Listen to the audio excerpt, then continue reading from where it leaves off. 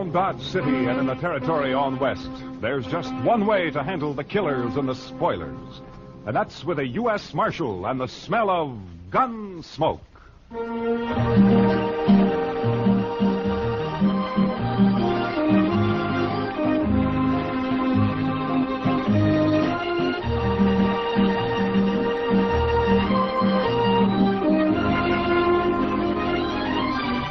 Gunsmoke, starring William Conrad. The story of the violence that moved west with young America. The story of a man who moved with it. Matt Dillon, United States Marshal.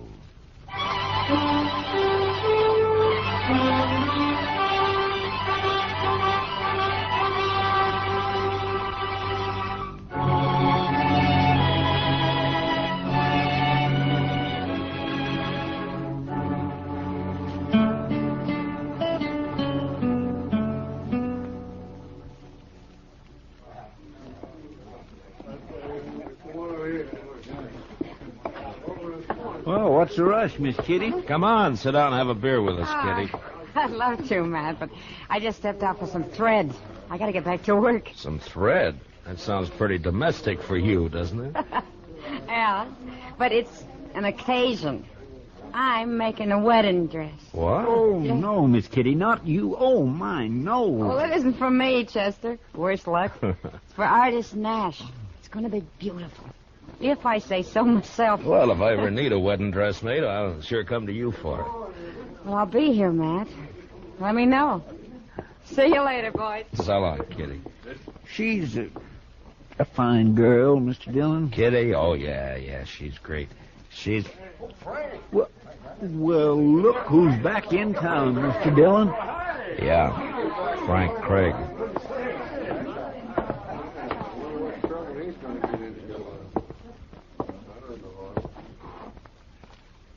Hello, Marshal. Frank, I never expected you to come back. I don't know what to say to you. You might say welcome home.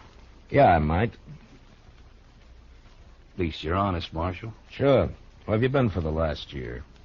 Out west. Wyoming, to be exact. And my sympathy for the peace officers of Wyoming.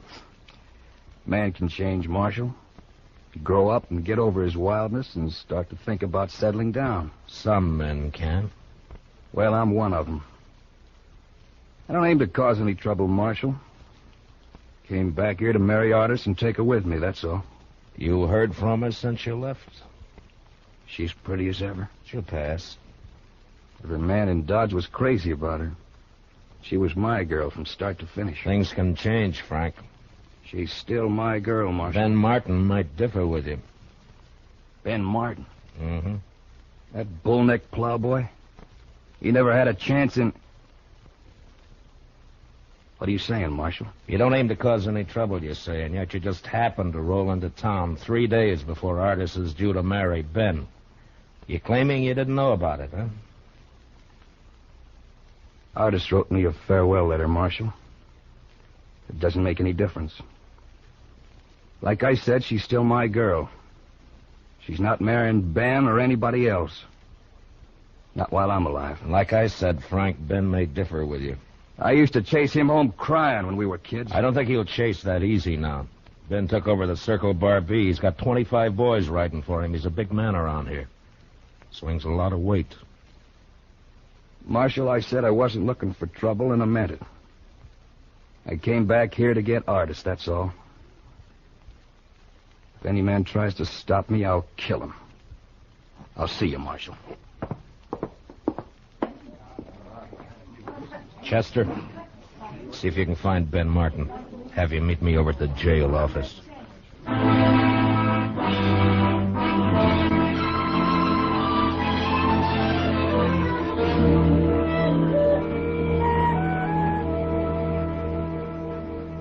I thought he was 1,000 miles away, Marshal.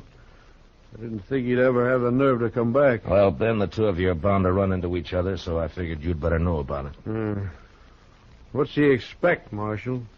Artis forgot him a week after he left town. Does he expect to force himself on her? Maybe, you know, Frank. For my money, he's a crazy, half-wild saddle bum who should have been hung 5 years ago. He says he's settled down, though, Ben.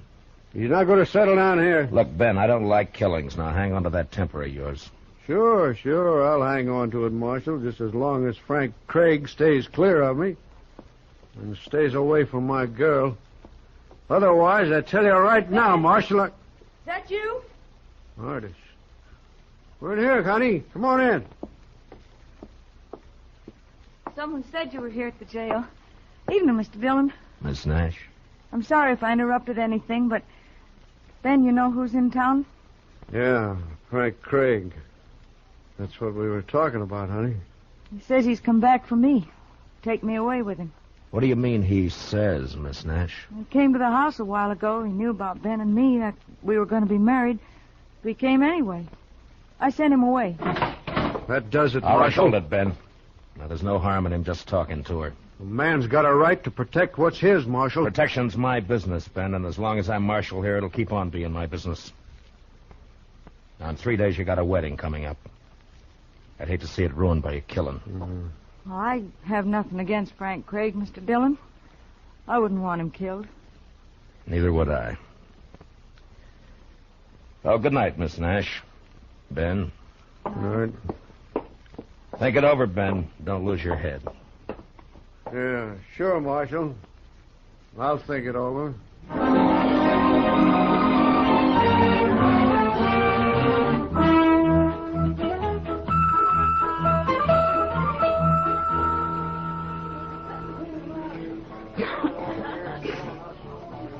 How long are we going to have to keep on riding herd on Frank Craig, Mr. Dillon? Oh, just till he and Ben meet face to face and have their say, I guess.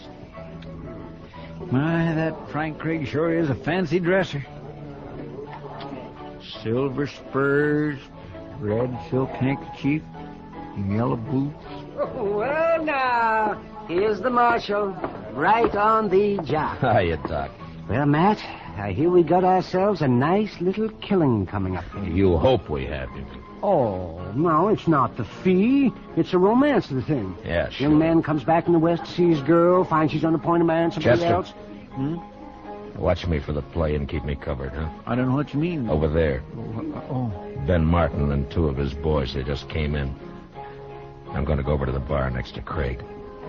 Now keep your head up. Yes, Mr. Dillon. You better give me some room, Doc.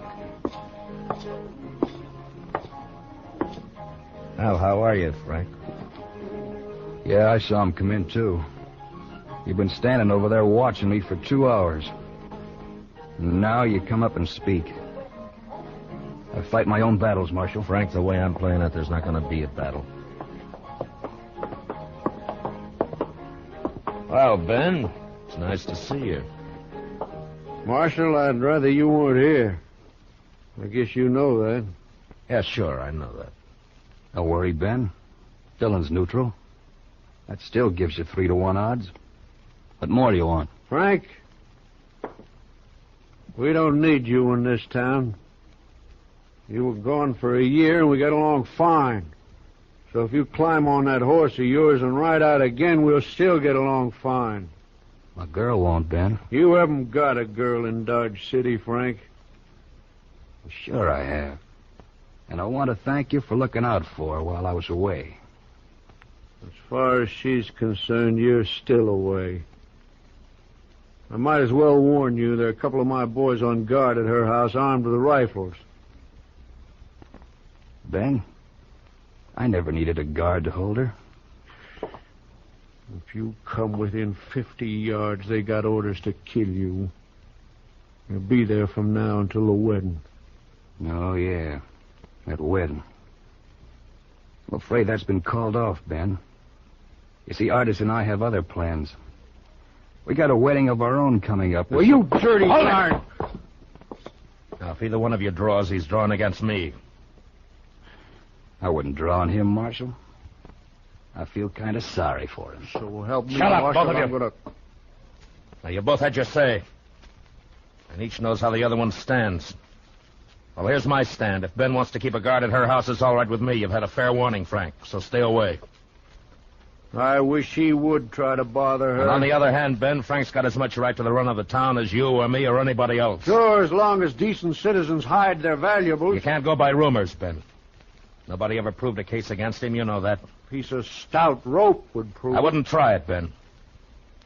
If you and your boys want a drink now, go on over to the Longhorn. Stay out of the Texas Trail here from now on. You, Frank, stay clear of the Longhorn. You're quite an optimist, Marshal. Yeah, maybe so. Well, are you leaving, Ben? Yeah. I'll be seeing you, Frank. Come on, boy. Frank, you got nothing to gain here and everything to lose. Miss Nash has made a choice, and whatever was between you once is water down the river. Why don't you pull out? Because she's still my girl, Matt. I know and she knows, too. You wait and see.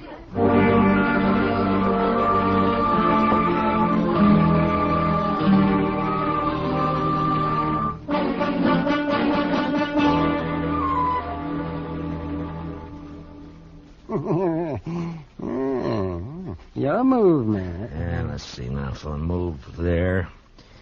You'll move there. Jump in my king, block the whole corner. No. But if I move here... Mr. Dillon, you can move. No, you don't, Chester. No, you don't. I'm playing Matt. Not the both of you. Well, Chester and I kind of run together, Doc. Enforcing the law, that's fine. Playing checkers, no.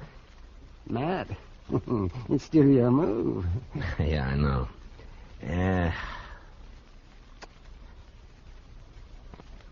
All right. There. Oh, well, I'll be... That's the move I was going to tell you to make, Mr. Dillon. Thanks, Chester. Doc, you're beat. Let's call a game. Yeah, you sneaked up on me. That's what you did. You snuck up on me. Oh, well, that's all right, then. It sure is a quiet night. I figured one of them two would make a play before this. Yeah.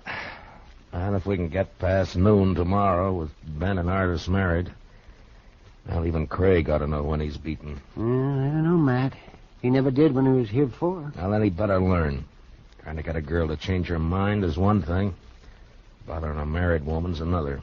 You know, Mr. Dillon, it seems to me Miss Artis Nash is the one that could put a stop to all this. If she'd just speak her mind out plain, there was... Huh? Oh, Kitty. now what's the matter? Kitty, what's Matt, the... they want you over at the express office right away. You too, Doc. Oh, what's wrong? Hold up, Matt. Somebody shot the clerk. He's dying. Will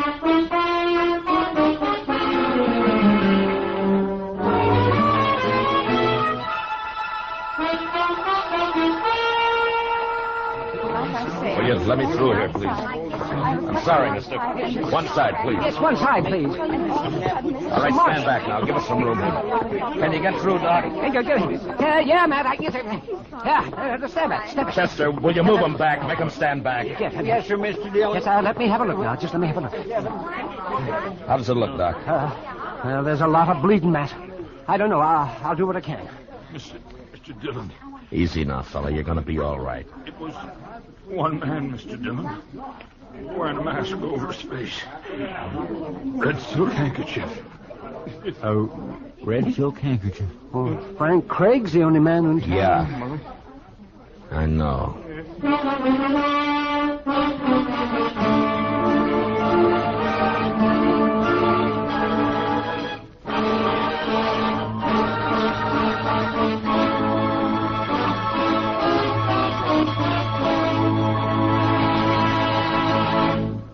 We will return for the second act of Gunsmoke in just a moment.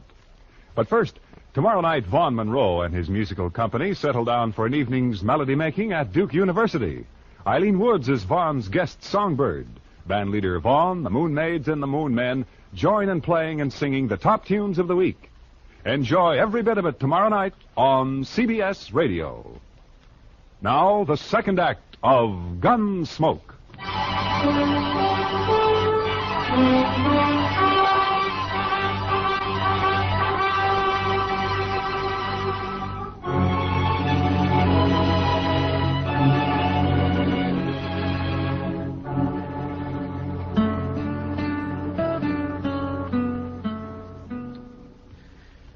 mighty late, Mr. Dillon. Maybe he's not going to come back here. His bedroll's here, Chester. All his belongings. A man doesn't leave his stuff in a rooming house unless he's planning to come back to it. He might have got the wind up after he shot that clerk. Maybe he just hit the saddle and lit out. No, not Frank. That's one thing about him. I've never seen him scared. He'll be here. Sooner or later. I can't figure him, Mr. Dillon. He must have needed the money awful bad. Yeah, I guess so. My, this hiding out in the dark gets on a man's nerves, don't it? Yeah, it sure does. Help some if we could just smoke. I don't suppose... Shh. Somebody's coming, Mr. Dillon. Yeah, I hear him. That's him, all right. Now watch it, Chester.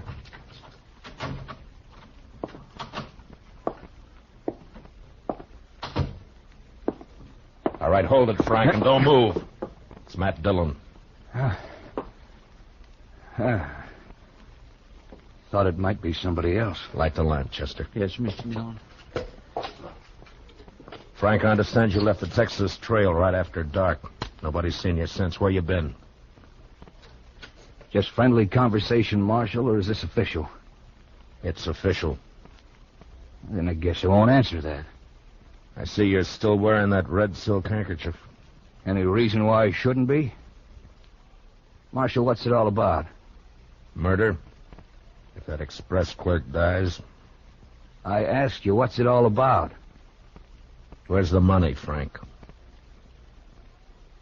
The way I seem to get it, somebody held up the express office and shot the clerk. You're accusing me. I didn't do it, Marshal. Where you been? Sorry, Marshal. You're under arrest, Frank. No, I'm afraid not. See, that would ruin all my plans. You better lay your gun on the table over there. I'm sorry, Marshal. Some other time. Look out for the lamp! Grab him, Chester. Don't shoot, but grab him. Oh, he went through the window, Mr. Dillon. Never mind, Chester. Grab a blanket. Let's get this fire out before it burns the whole place down. Come on!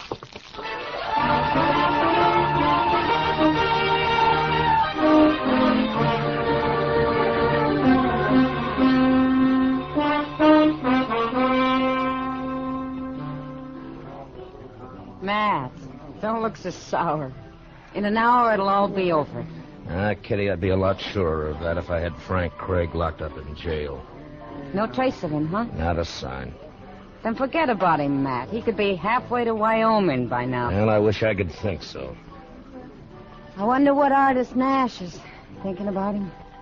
What business has she got thinking about him when she's going to marry Ben in an hour? Matt, I'm afraid you'll just never understand women. Well, who does? Frank Craig's a born drifter. He'll never settle down. He's wild as a range colt. Never been broken, never will be. And sooner or later, he'll come home tied across his saddle. How any girl can get herself interested in a man like that beats me. Not me, Matt.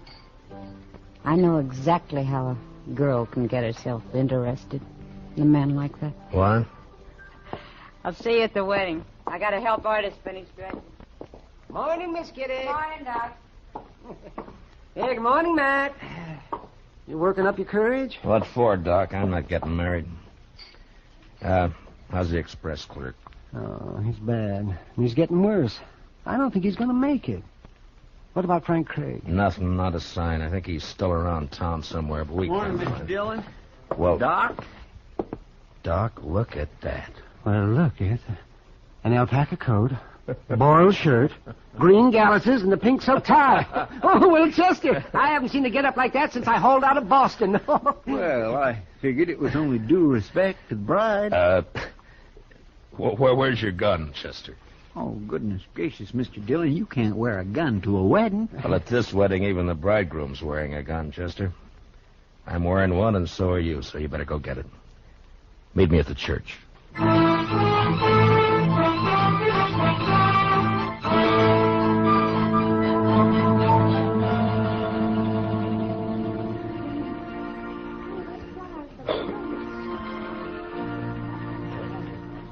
Mr. Dillon, he is so pretty, I wish I was marrying her myself. You better forget it, Chester. Ben's got enough worries as it is.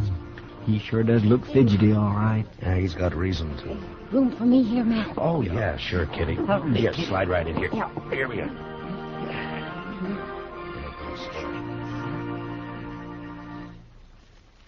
My dearly beloved friends and neighbors, it is the privilege of all of us to be gathered here together in the sight of the Lord and in the presence of one another for the purpose of uniting this man and this woman in the bonds of holy matrimony. It won't be long now, Mr. Dillon. Yeah, the sooner the better. Barbara Artis Nash and Benjamin Martin. There is, I am sure, no need to emphasize the solemn and sacred nature of the great institutions into which they are about to enter. I never heard all of this before. You still want to marry her, Chester? Beyond and above the decay and corruption of the flesh and the devil. Your manifest presence as you come here together and forsaking all others, stand hand in hand Look at the back of the church. to have Yeah, Frank Craig. He's just standing there, Mr. Dillon, just standing there and looking. Slide out to the side aisle, Chester. Maybe we can get to him quietly without breaking up the meeting. I think it's already broken up, Matt. Artis fainted, Mr. Dillon. She fell right on the floor. Yeah. Come on, Chester. Pardon me. Would you let me through, please? I'm sorry, lady. Would you... One side, please. He was right here by the door. Outside, Chester.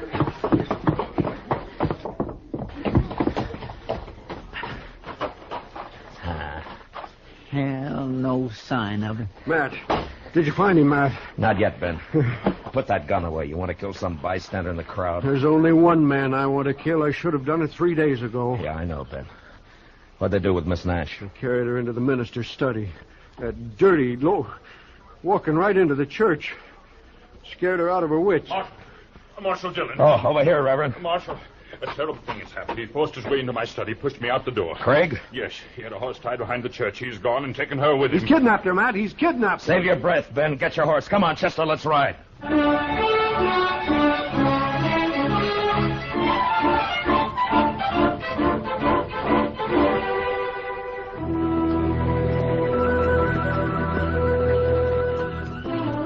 I never did think we'd get back to town, Mr. Dillon. I'm saddle sore and beat. Yeah, Chester. 100 men hunting him, and he slipped past all of them. I swear I just can't figure it. Any trace of him, Matt? Not a sign, Kitty. Some of the boys are still beating the riverbed south, but I don't know. Guess he kind of made fools of us, Mr. Dillon. Yeah, I guess so, Chester. Mash, What? any luck? Yeah, sure, Doc. Oh, bad. Yeah, mine too, man. That clerk died a half hour ago. So now it's murder, Mr. Dillon. Yeah. Now it's murder. Hold up, boy. Well, let's go into the office and get out a bulletin. A bulletin. What a good that'll do.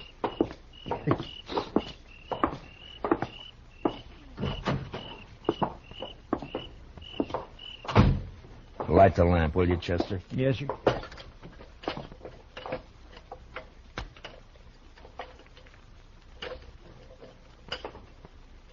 There we are. Hold it, Matt. You too, Chester. Don't move. The only place nobody'd ever think of looking. Right here in the jail. Yeah, that's what we figured. Well, Miss Nash, you seem to be in pretty fair shape for a kidnapped victim. I'm not a victim of anything, Mr. Dillon. Unless it's my own foolishness.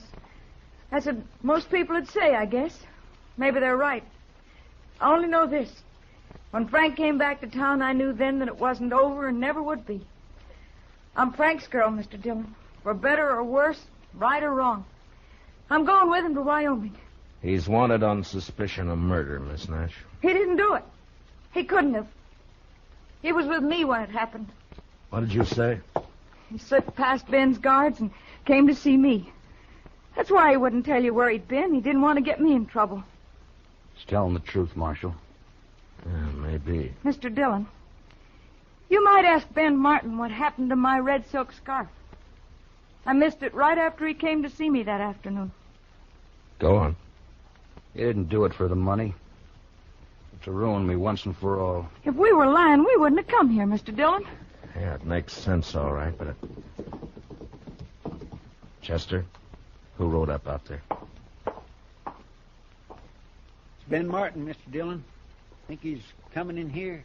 Where's your horse, Frank? In the corral back at the jail? All right, go out the back way. Get it and head for Wyoming. Take one of my extra horses and leave it at Bison Flats. You can buy another horse from the Indians there. Matt, I don't know how we can ever thank you for Never mind that. Just get going before I change my mind. And, good luck to both of you. Thanks, Mr. Dillon.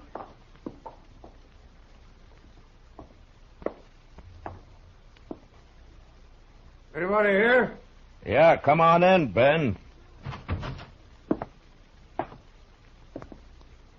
Saw the light on. Figured you must be here. Any sign of him? What's the matter? The clerk died. Why'd you do it, Ben? I don't know what you mean. Where's the red scarf you stole from Miss Nash? I gotta arrest you for murder, Ben. I don't think so, Matt. I don't think I'm going to let you do that. You've seen me draw before. Now you better give me your gun, Ben. Don't do it the hard way. What you call the hard way, Matt, may be the easiest way of all. So win or lose, I guess...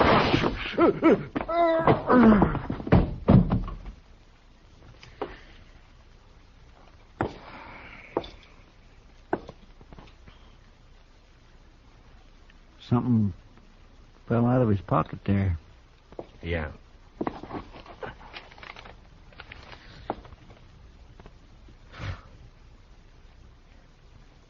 His marriage license.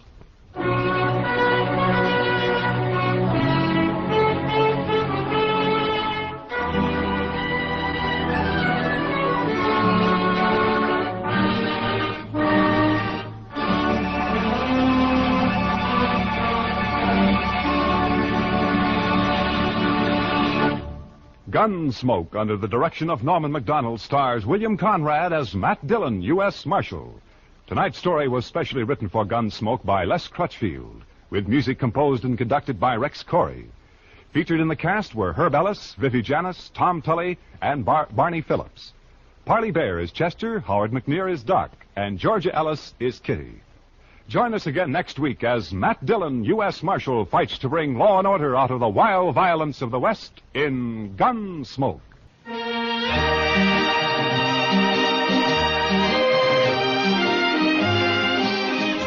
As colorful as a Western roundup and twice the fun. That's the Gene Autry Show, which comes your way every Saturday evening over CBS Radio. It's one of radio's most distinctive programs, flavored to taste with songs of the sagebrush and melodies of the mesquite country. The Gene Autry Show is 30 minutes you'll enjoy, packed full of comedy, songs, and the genial personality of the one and only Gene Autry. The whole Melody Ranch gang is on hand to entertain you tomorrow night, every Saturday night. So tune in the Gene Autry Show and hit the pleasure trail over most of these same CBS stations. Clancy Cassell speaking. And remember, Broadway is My Beat brings you startling mysteries Saturday nights on the CBS Radio Network.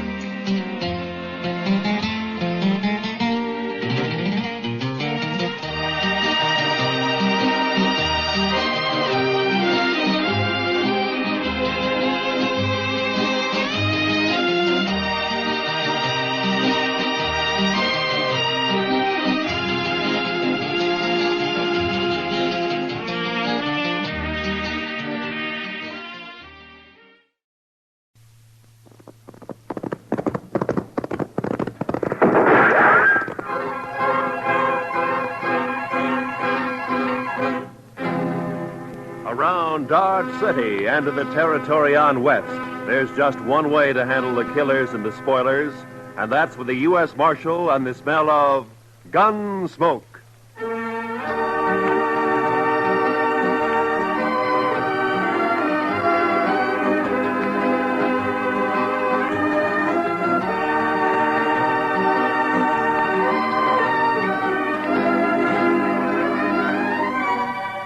Gunsmoke, starring William Conrad. The story of the violence that moved west with young America. The story of a man who moved with it. Matt Dillon, United States Marshal.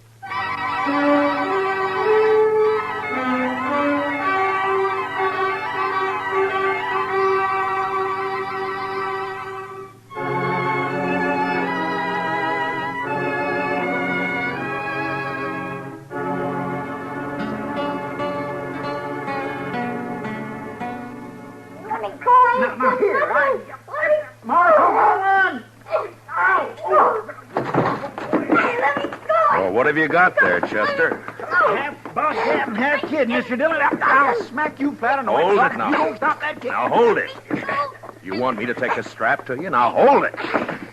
You best lock him up somewhere, Mr. Dillon. It's safer that way. All right, Chester, just calm down. Now you come over here, son. Sit down. Come on. Look out, Mr. Dillon. He's got a hold of your gun. Okay.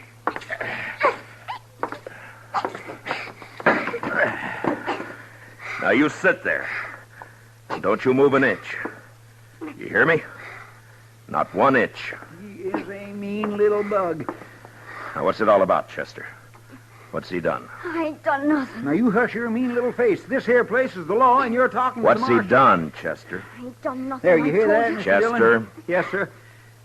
Well, sir, I don't rightly know what he's done. That's what I told you. I ain't done nothing. Mr. Dillon, I was walking down to the office when I see this kid. I know most all the sprouts in town, but not him, so I says, hello, and he starts running. That's what he did? Yes, sir.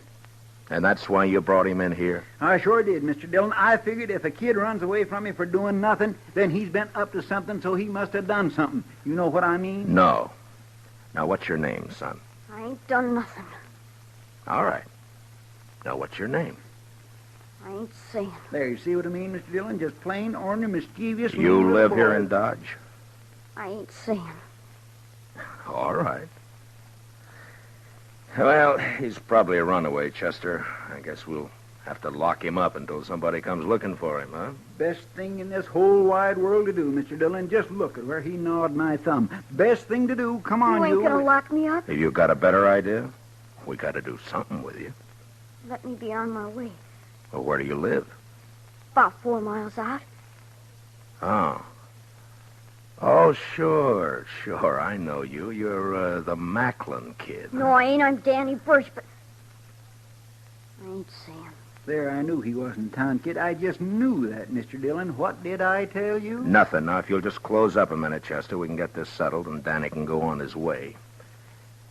Now, you say you haven't done anything wrong, son? No. Your ma know you're in Dodge this morning? Guess so. All your chores done before you came? No. Well, maybe you better go on back then, huh? Your ma might be kind of worried. Guess so. You, got a horse? Yeah. Okay. So long. And take it easy.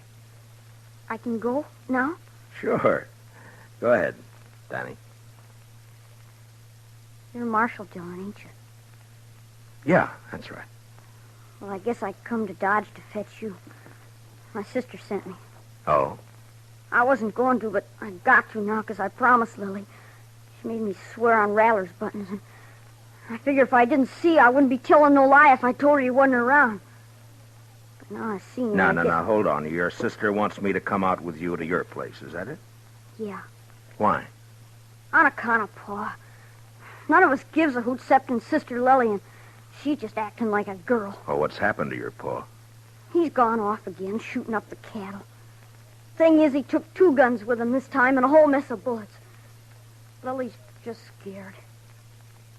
Your pa been drinking a little, maybe? I guess. Anyhow, he goes loco and stays that way for a long while.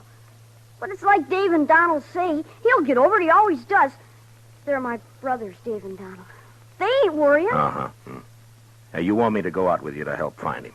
Is that it? I don't want it. Lily does. And I had to swear on rattler buttons that I'd fetch her. Oh, yeah, sure. Well, it's good that you did. Chester, get your stuff, will you? We'll ride out with Danny.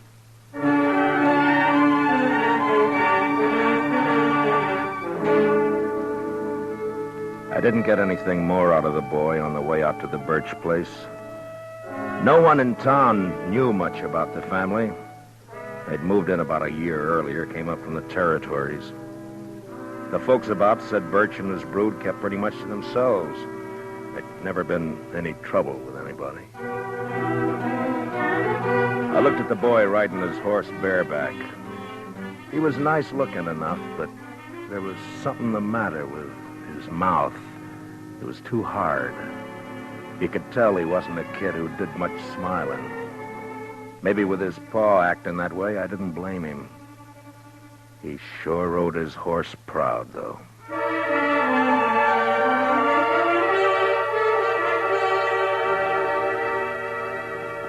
It was hot and dry, and by the time we were inside of the Birch place, the sun was burning down hard.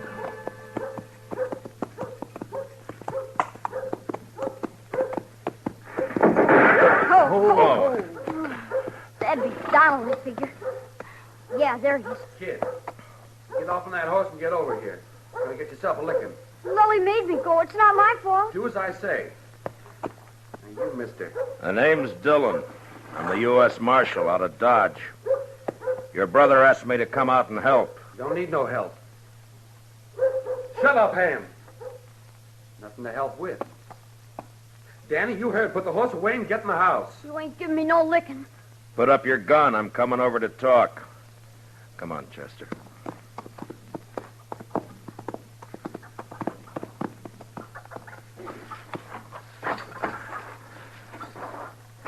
It's against the law to shoot a man in cold blood.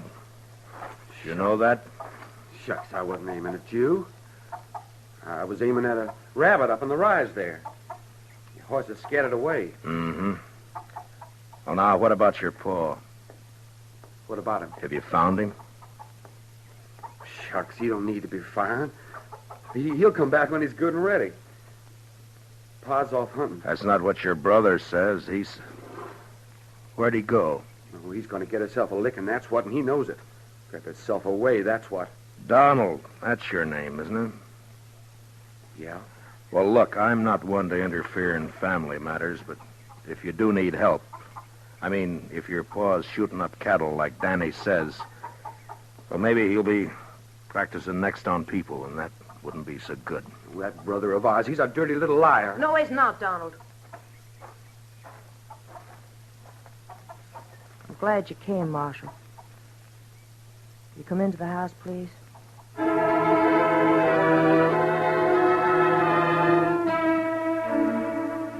Chester and I followed the girl into the house. I knew it was the sister Lily. All the family I'd seen up to then had a great likeness to each other. Donald slouched in behind us and moved around the room, nervous-like. It wasn't by rights a house, and it was too big for a cabin. I had the feeling that they'd put up boards and studs where the fancy took them, and the place just grew another room like a lizard's new tail. I don't know what it was, but I got a funny feeling. It was too hot, and something was wrong. All wrong. And the girl Lily looked square at me with hard eyes.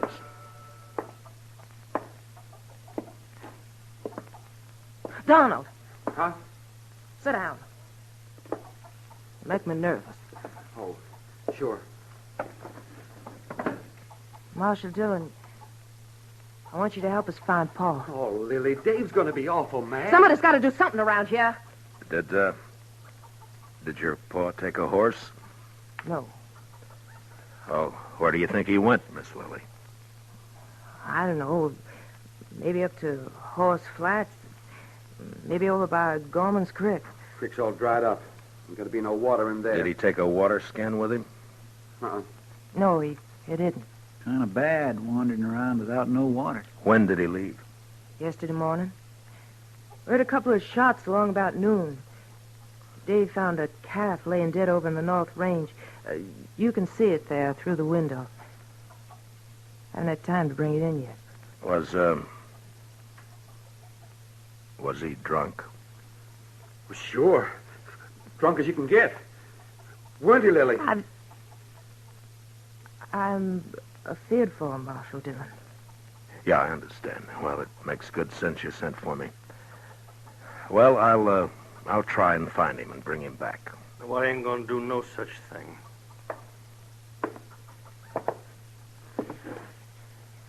You that Marshal fella out of Dodge? This is Marshal Dillon, Dave. My brother, Dave Birch. How are you? I told you, Lily. Told you keep our business to us, not outside. It's got to be somebody else's business the way it is, Dave. And you know it. No such thing, Lily. I told her, Dave. I told her. I knew he was going to be mad. I figure the four of us, you and your brother here, and Chester and me, ought to be able to get him in before night. Now, mister, I told you we don't need you. Nor no one else. I'll be obliged you get off this property. Dave! Shut up, Lily. I'll see you and your fella there to the door, Marshal. I'm sorry, but if your paw's running around dangerous, it's my duty to find him. Donald. I got him. Get up slow, Marshal. And you, fella, reach up high. Okay, Dave. Take the guns. The younger brother, Donald, had got behind my chair, and now he was covering us with a shotgun. Dave took our guns. It was kind of crazy, and I almost wanted to laugh when I saw the kid, Danny, peeking in around the door. But then I saw his eyes, and there was the same thing in them. Hard, angry, as in the others. The girl started to say something. Then she shut up. Now get on your horses and ride back. And I don't want you out here again. This ain't no matter for the law, and you're trespassing. You're making it a matter for the law right now. You know that. Start walking. Them guns is U.S. property. Okay. I ain't no thief.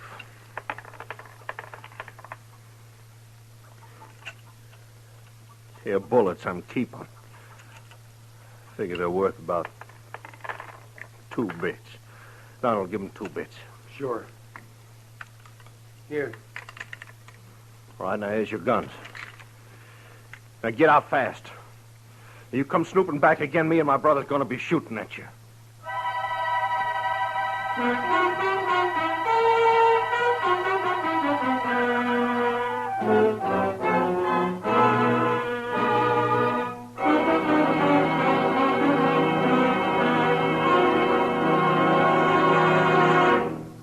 We will return for the second act of Gunsmoke in just a moment. But first, for centuries, arthritis and rheumatism have plagued mankind. And it's only in the last few years that science has begun to find hopeful avenues to explore toward relief and cure. The Arthritis and Rheumatism Foundation, established in 1948, holds a yearly drive to obtain funds for yet more concentrated research. A contribution to this year's drive, sent simply Arthritis, in care of your local postmaster, will help this fine work to continue for the eventual benefit of everyone. And now for the second act of Gunsmoke.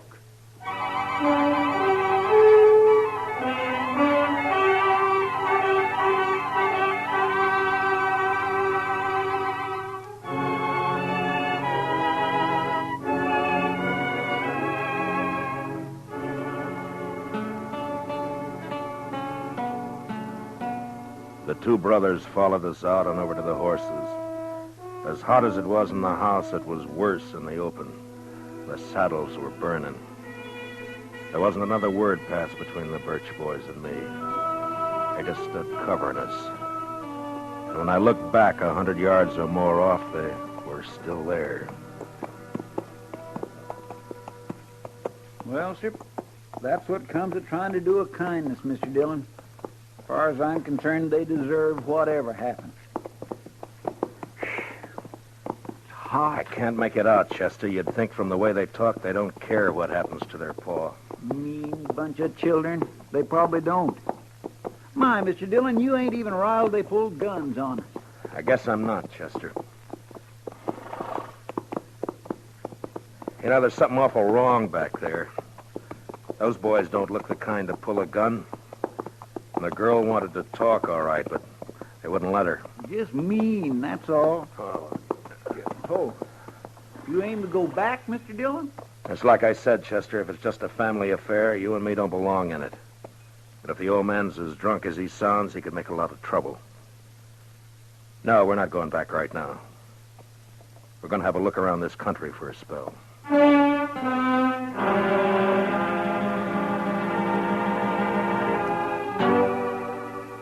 Chester and me covered a lot of ground that morning and into the afternoon. I had an idea that we might find Birch wherever we could find water.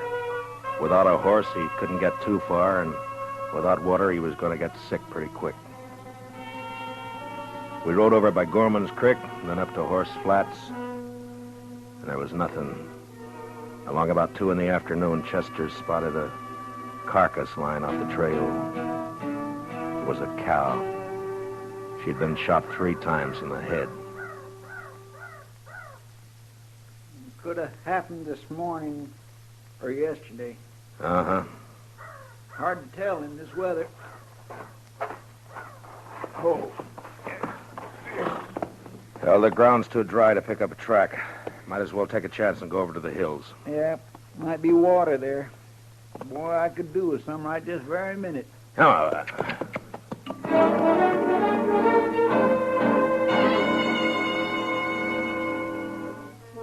I got a funny taste in my mouth looking at that dead cow. When a thing dies natural or gets killed for food, that's one thing, but even an animal has a look about it when it's been murdered. We rode the 6 miles to the hills. They weren't rightly hills, maybe more like humps rising up from the brown, dry earth, and we could get a good view across the plain. There was a patch or 2 of wild oats up there, long turned to rust, and foxtails.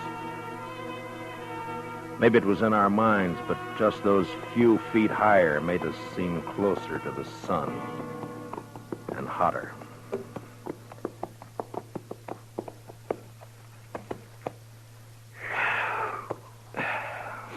You ought to be able to see if he's out there anywhere.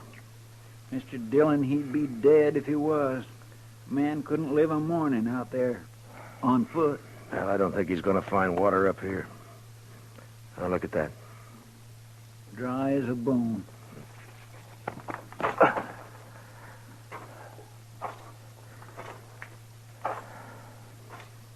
You see something, Mr. Dillon? Yeah, tracks, I think.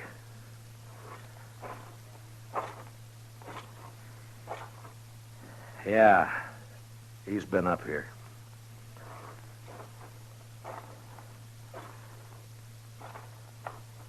I went down again, though. Over there. He sure made a long way on foot. Must be more than 8 miles from his place. Yeah.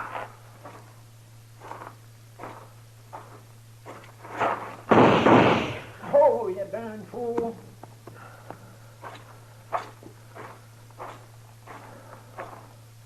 Rattler. Yeah, I saw. Blew his head clean off. I was afraid you was going to step on him. Well, we'll follow the tracks until they give out. Come on.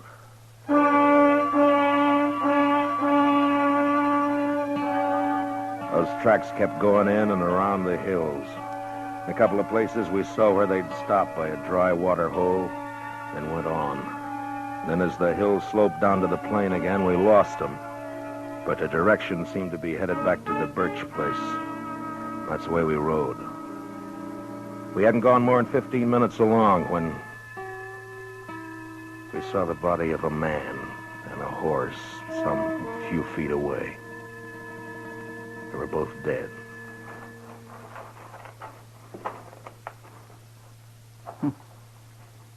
He wanted to make sure, didn't he, Mr. Dillon? Birch must have emptied his gun. Look at that. Isn't it Jack Mason, one of old man Gorman's hands? Yes, sir. That's who 'tis right enough. Nice fella, too. I knew him a bit. Get him on your horse, will you, Chester, and take him over to Mr. Gorman? Yes, sir, I'll do that. I'm going to go back to the Birch place. I'd rather come with you, Mr. Dillon. No, meet me there, huh? Yes, sir. And if you see Birch on the way, watch your step. Try not to kill him. But don't take any chances. No, sir, I surely won't.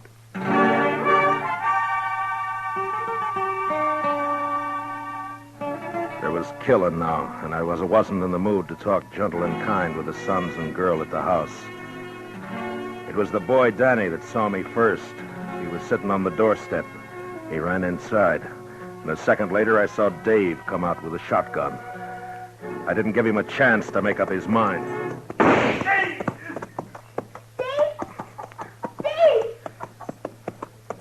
What did you shoot my brother for? What can't you do? Shut up, kid. Get inside. Ain't nothing. Your arm's... Get inside now, you hear me? I'm sorry, but I'm not arguing with you anymore. Where's your paw? I don't know. He killed a man back on the plain away. You're a liar.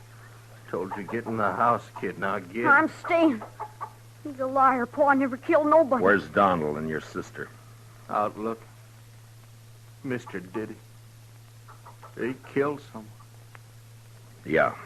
Jack Mason, one of Gorman's boys. Don't you say that. Don't you say Danny, get me some whiskey, will you? My arm pains. Yeah, I will. But you ain't gonna tell no lies about my pa. You tell him to quit, Dave. Where do you think he is? Donald Hurst shot up Horse Flats when they'd gone up there. And he must have doubled back from the hills. Listen, you told the boy to ride into town and fetch the doc out here. He'll take care of that arm. Okay. When my deputy rides in, Chester Proudfoot, tell him where I've gone, will you? Sure. Marshal. Yeah. Marshal, you gonna kill our pa? I don't want to. Not if I can help it.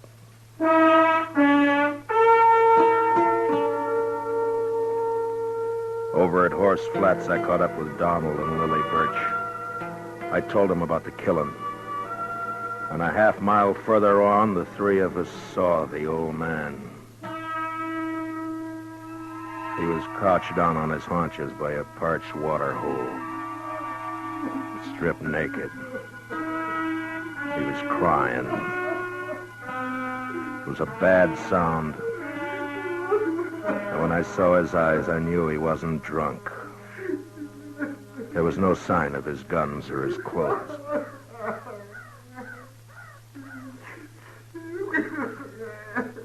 Come on, Pa. It's okay. It's Donald. You're okay, Pa. Come on, home. Come on, Pa, please. I knew it would happen like this. Someday. I knew it would. Boys figured it'd be shame on us all if word got out Pa had spells. Your brothers were wrong. Pa, please, will you? Pa. It was all right till after Ma died. And he started to act this way. That's why we had to leave our last place. People found out. Try to keep him home, but it weren't no good. Give your old Pa a cup of water. And your Pa's thirsty now. Come on, Pa. Get up. We're going to bed. Funny. Pa never took a drink in his life. We always said he was drunk when he carried on like this. People could figure a man drunk. I'm sorry, Miss Lily, but I'm going to have to take him in. I got to. Well, they do, too. I don't know. But he's done murder. It's my job to take him in. They'll hang you. I don't know. Maybe not. I don't know. Son, where's your brother? He didn't want to let you come out here alone. You're too young now. Where's your ma? She ought to know better now. Miss Lily, come over here. Oh, no, son. Now, I want you to listen to me. It's not my business, but will you let me give you some advice? Miss Lily? Huh?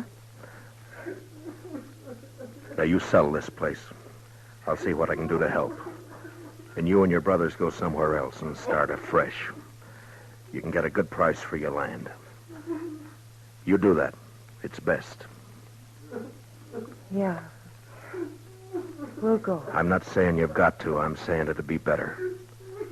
It'd be better for the kid. He's seen too much of this. It's not good. You gotta teach him to smile again. Act like a kid again. You understand? You understand? Sure. I understand. Okay. I'll be taking him along now. We'll stop off at your place with some clothes.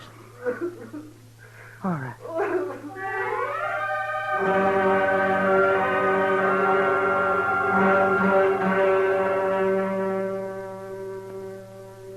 We took the old man back to his place and got him dressed. His children said goodbye to him like they knew that they'd never see him again. Like there was no hope. Chester rode in, and the old man seemed real happy to go back with us to Dodge. He didn't know. He didn't care. On the way, we passed the Doc and Danny, riding out to take care of Dave's arm. Funny thing, the old man didn't even see the kid. He was prattling to us about the Indian wars. The last I saw of Danny Birchie, he was looking back over his shoulder at his paw. And we heard him still crying a long way off.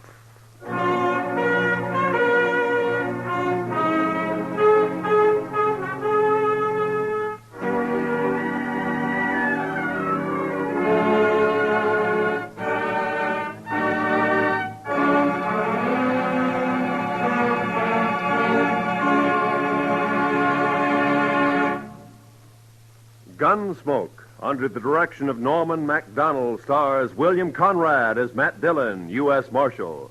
Tonight's story was specially written for Gunsmoke by Anthony Ellis, with music composed and conducted by Rex Corey.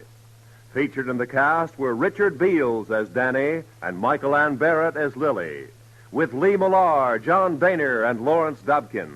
Parley Bear is Chester. Gunsmoke is heard by our troops overseas through the worldwide facilities of the Armed Forces Radio Service. Join us again next week as Matt Dillon, U.S. Marshal, fights to bring law and order out of the wild violence of the West in Gunsmoke.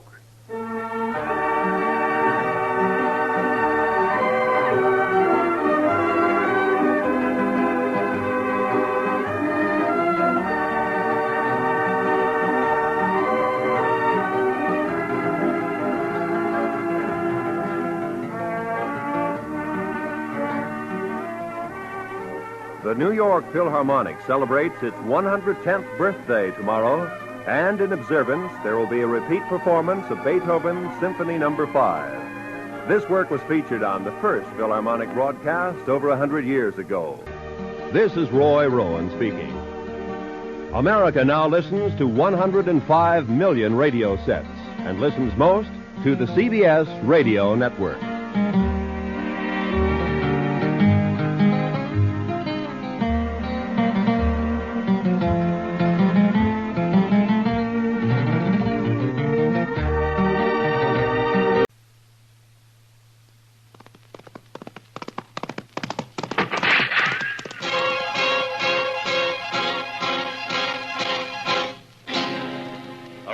Dodge City and in the territory on West, there's just one way to handle the killers and the spoilers, and that's with a U.S. Marshal and the smell of gun smoke.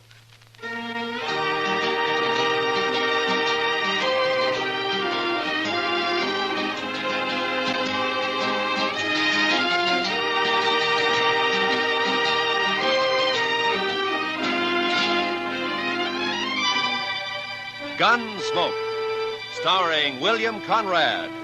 The story of the violence that moved west with young America.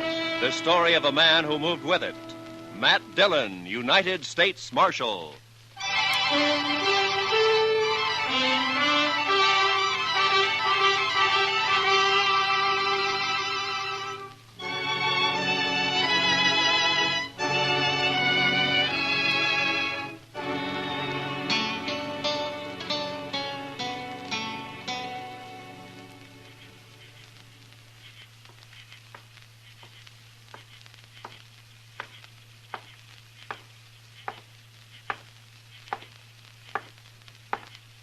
Hey. Over here.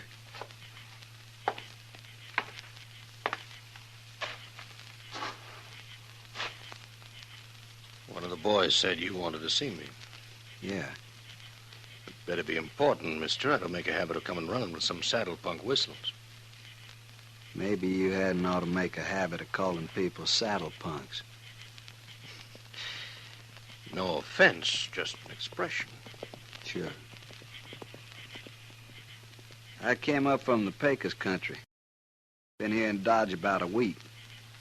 Maybe you've seen me around. I've seen you. I've been talking to people. Oh?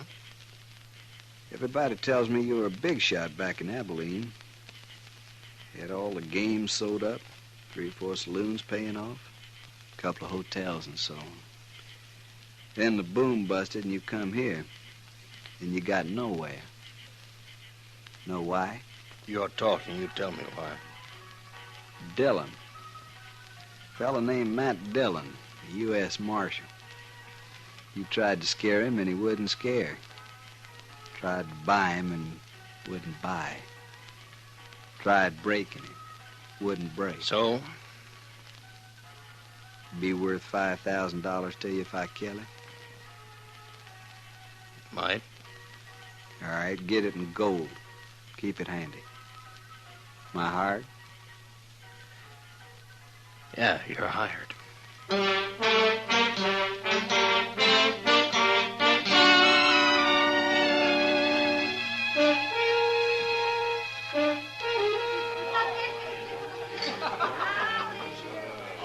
Chester, I know you've been sick and you still got a cold, but is there anything else wrong? What do you mean, Mr. Dillon? Well, you haven't said 3 words in the last 20 minutes. That's not like you. Well, Mr. Dillon, did you ever get a funny feeling somebody was keeping an eye on you? Well, yeah, but... Well, I got one right now. Chester, I think you got a touch of the heebie-jeebies. Maybe.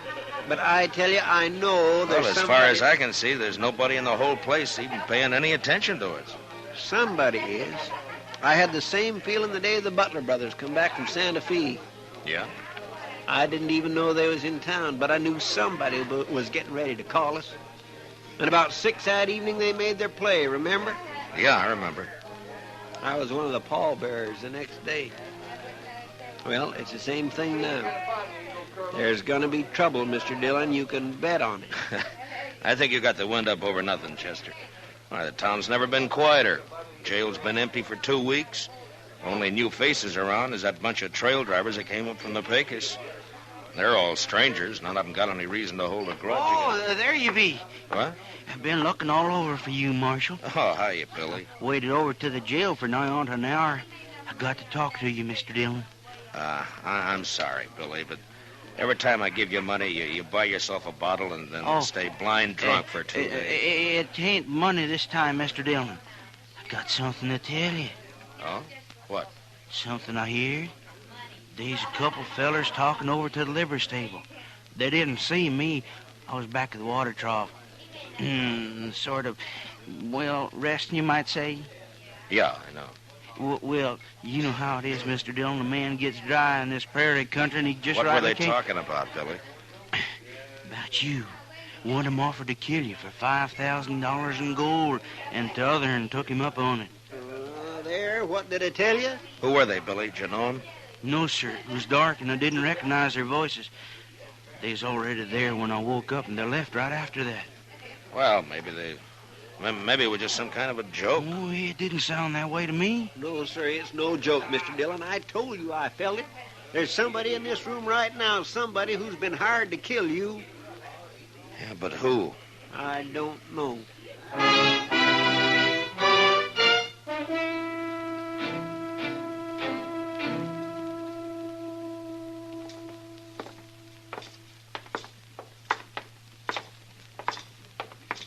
Can you figure who'd want to do such a thing, Mr. Dillon? Yeah, I can figure a dozen or two, Chester. Well, if Chester, they would... look, as far as Dodge City is concerned, I'm the law. Now, there are plenty of men here who'd think they'd do better without any law. I guess it's nothing personal. Well, personal or not, it's got me jumping sideways up my own shadow. Ah, here we are. Come on.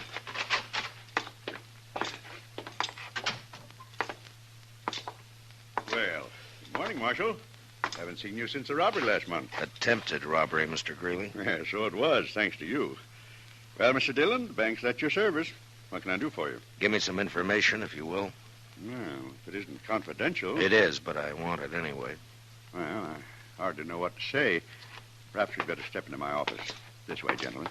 Thank you. After you, Mr. Greeley. Now, just what was it you wanted to know? I want to know whether one of your customers has drawn $5,000 in gold from the bank in the last few days. Any particular person in mind? No, that's what I want to find out. Well, I hope this won't go any farther, Marshal. So somebody did, huh? Who was it, Mr. Greeley? I certainly wish to make it clear that I don't approve of this man, but after all, he is a good customer, and it's not my place. Yeah, I know. Who was it? Lawson Hale. Lawson Hale? Yeah, he took the gold out just this morning, as a matter of fact. Said he was working on a cattle deal of some sort. Yeah, figures all right. Hale's tried to move in on this town ever since he came here. Every time he's tried, I've stopped him. I do hope you'll regard this as confidential. Yeah, sure. Well, Chester, we know who one of them is now. Yeah, but who's the other, Mr. Dillon? The one who's actually going to do it. Some punk who wants $5,000 real bad and doesn't care how much he has to do to get it. That sure doesn't narrow it down any. Yeah, I know.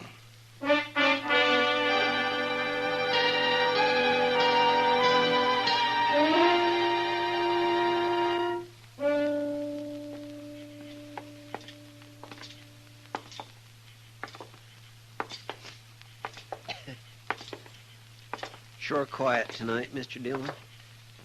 Yeah? Not many people out. No, not many. The moon is throwing quite a bit of light. Yeah, I guess it is. Kindly makes a target out of a man.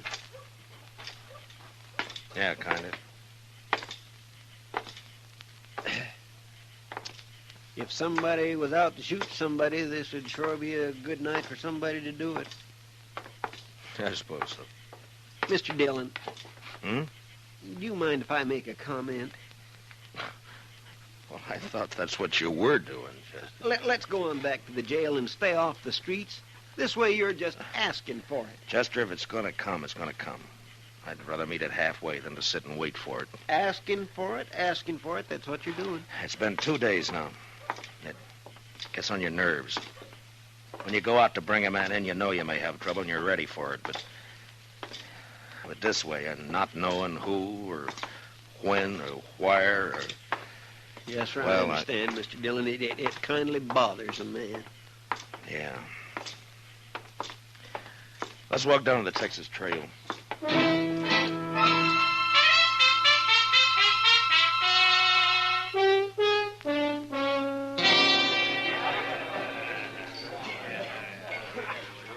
Good to see you, Matt. You've been avoiding us the last couple of days. Busy, Kitty. Something bothering you, Matt? Bothering me? Yeah. Whatever gave you an idea like that? Mr. Dillon? What is it, Chester? Lawson Hale just come in. He's down the bar there. Oh, yeah. Maybe you ought to have a talk with him. Well, that's one way. That's the one I haven't tried yet. Excuse us, will you please, Kitty? Well, sure, Matt. Well, whatever it is, be careful, huh?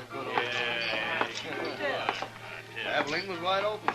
Yeah. I had it right in the palm of my hand. That's so? The minute a trail driver hit town, the boys would grab their pay and they'd head straight. Something I can do for you? Yeah, I want to talk to you, Mr. Hale. Well, I don't see anything stopping you. We'll move down the bar a ways if you don't mind. It's kind of private. Sorry, Marshal. I'm fine right here. I said we'll move down the bar. If it's that important. Pardon me, boys. The Marshal's all head up about something. Oh, sure.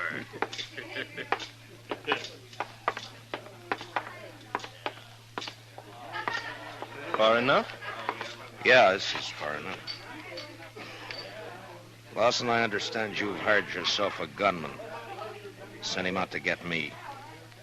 Offered him $5,000 in gold. I don't know what you're talking about, Dillon. Wouldn't care to tell me his name. No, I don't think so. You see, I don't know anything about it.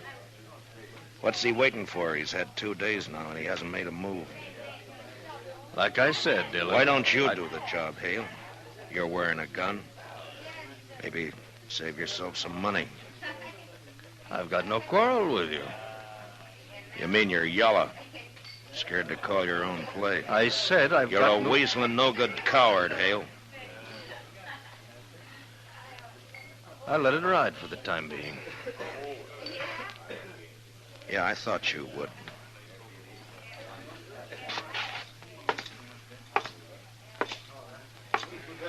Come on, Chester. Yes, sir. Let's go get some fresh air.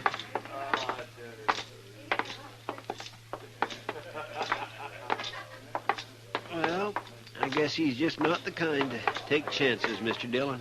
And not when he's got a hired killer out prowling somewhere. Chester, I'm going to run him out of Dodge if it's the last thing I ever do. Dodge can stand it. If I only knew who he'd hired, then I could force the play myself. This blasted business of having to leave it up to the other man. Waiting. Over there by the stable. Yeah, I saw the flash. Maybe you got him, Mr. Dillon. I don't know. Let's move in and find out. Yes, sir.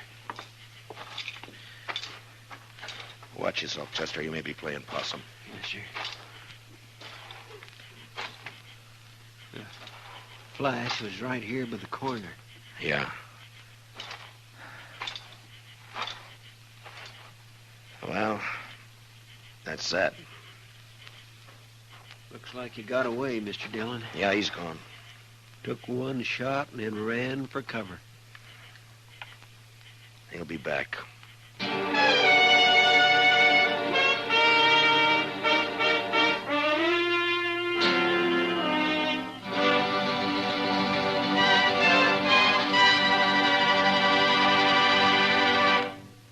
We will return for the second act of Gunsmoke in just a moment. But first, every Sunday afternoon, Robert Trout with the World News brings you up to the minute on CBS Radio. A special feature on this program every Sunday is a flying visit from one of our noted overseas news correspondents. Remember, tomorrow, for well-rounded views of the news at home and everywhere, don't miss Robert Trout with the news of the world on most of these same CBS radio stations. And now for the second act of Gunsmoke.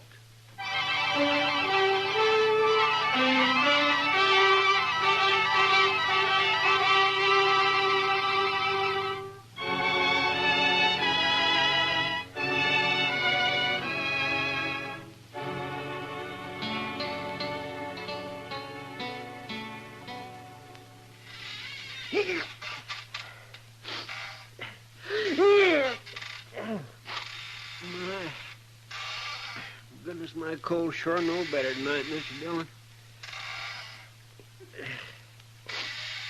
My, that fire sure feels good. Yes, sir, the old jail seems kind of cozy when a man's ailing like I am. Anyway, it's sure a lot better than prowling those streets waiting for somebody to put a bullet in the back of your neck. Chester, will you stop squeaking the chair? Well, sorry, Mr. Dillon. Yell at me like that, puny as I'm feeling. 2 more days gone by, and he hasn't made another move. Yes, sir. That cottonwood sure burns up fast. I guess I better shake down the stove, throw another chunk of wood. Wait a minute. Huh? Wait a minute. There might be a way at that, Chester. Loss and hail. That's the only fact we're sure of. Loss and hail. It'd be kind of hard to prove anything, Mr. Dillon. Who said anything about proving it? I got an idea. Come on.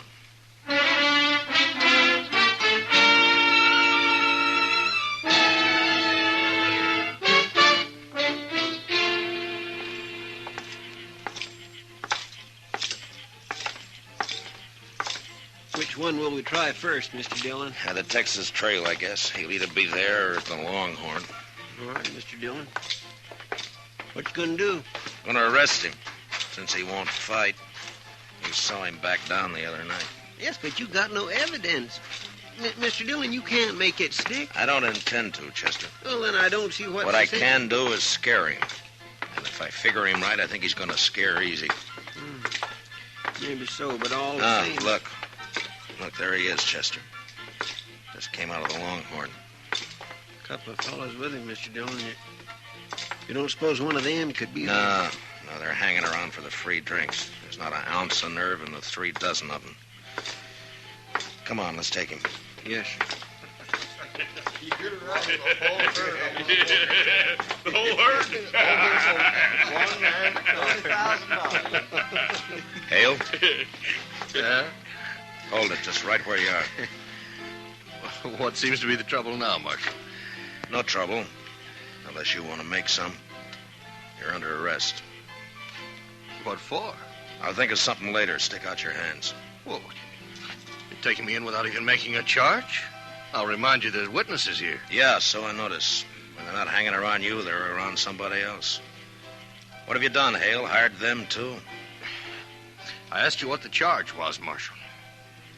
Vagrancy. Vagrancy? As far as I know, you've never had any visible means of support as long as you've been in Dodge City. I'll match any dollar of yours with 100 better ones. Well, that's fine. That'll help pass the time. Now, stick out your hands. Oh, look here, Marshal. Shut up. Think you... All right, Chester, put the cuffs on him. Yes, sir. All right, hold still now. What?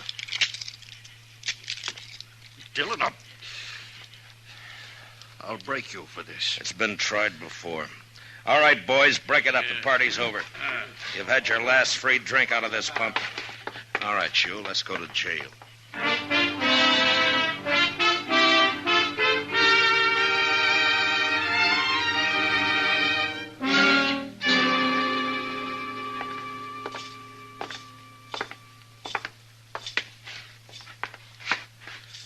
Keep walking, Hale. It's the last cell on the left. I'll break you, Dillon. So help me. Well, you've been trying it for a year. I'm still around. But you won't be after this. I'll take this up. Hold up. Wait till Chester gets the door unlocked. Haven't used this cell for so long, I've almost forgot which pieces. There we are. Vagrancy. I'm living in the best room in the commercial house. Inside, Hale. Now go on, move. No. Now stick your hands up. You won't need those cuffs in here. All right. Make yourself at home. Shut the door, Chester. Yes, sir. Dillon, you've got nothing to hold me on. I'll be out of here by tomorrow noon. Oh, I doubt that. In fact, there's a pretty good chance you'll never get out of that cell. Not alive, at least. What are you talking about? According to the law, I've got a right. The law, huh? You've broken it every chance you've got. Tried to break the men who serve it, like you've tried to do with me, for instance. But when your own neck gets caught, you start hiding behind the law. Well, nevertheless, all right, fine. Right now, the law out here is kind of sketchy. Some things it covers, some things it doesn't. Well, that's where I come in. Now, this little affair between you and me is one of the things the law doesn't quite cover. So I'm going to run it my way. That kind of talk won't help you any, Dillon. You hired a man to kill me. Offered him $5,000 to get me out of the way. You can't prove that. He's made one try and he's missed. He's still around Dodge. Somewhere waiting, and he's going to try again. But I don't know who he is. So all the odds are with him. That is your problem, Dillon, not mine. I don't know anything about that. You know what'll happen, though, if he does get me. The first thing Chester's going to do is come straight back here to the jail and pump a couple of bullets through these bars here. Huh? Your boy may kill me, Hale, but you're not going to live to profit by it. Oh, he wouldn't do it.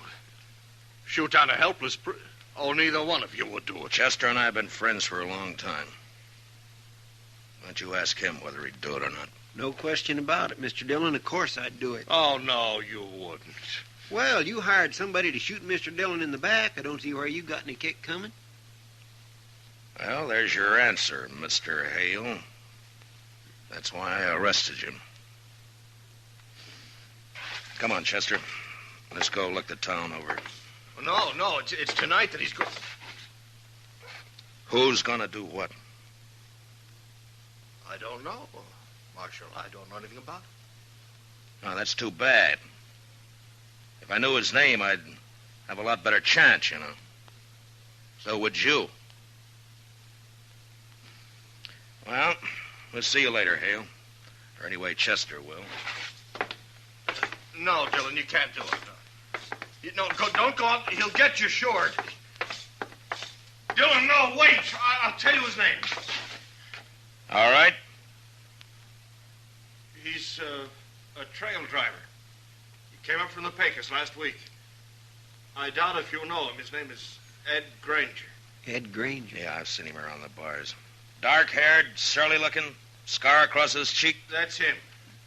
Of course, I'll deny all of this in court, you understand? Yeah, sure, I understand. Come on, Chester, let's go get him.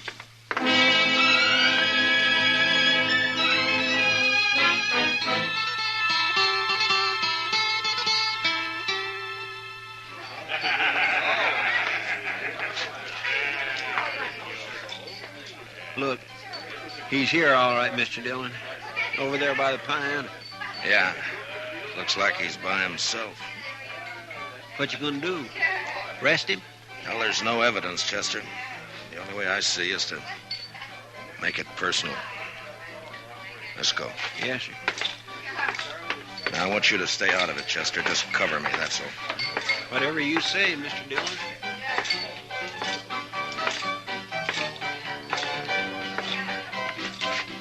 Your name, Ed Granger? Might be. What about it? You know who I am, don't you? Judging by the star, I reckon you're a U.S. Marshal. You ought to do better than that. After all, I'm worth $5,000 to you. Yes, sure. Who says so? Lawson Hale.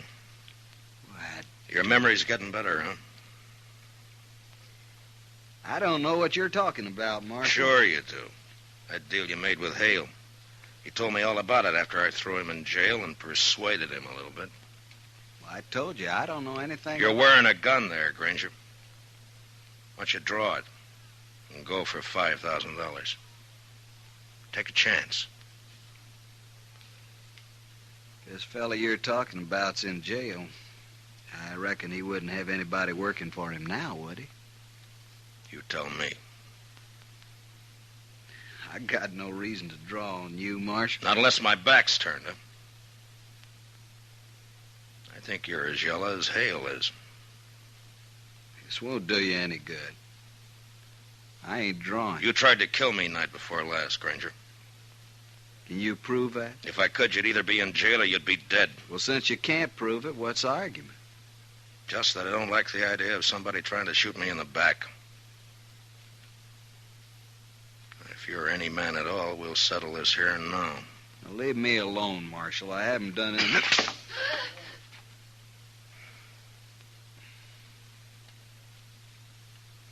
Now, you still figure you got no reason to draw on me? No reason. I ain't drawing. You got 10 minutes to get out of town. And when you're out, stay out. Don't come back now or ever, you understand? Yes, sir. You can start right now.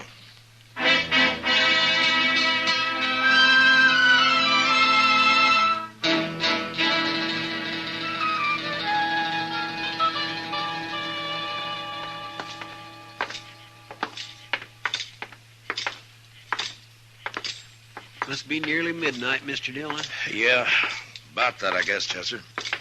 My, this is sure one day I'm glad is over. Yeah, so am I. At least I can breathe a little easier now. Mm-hmm.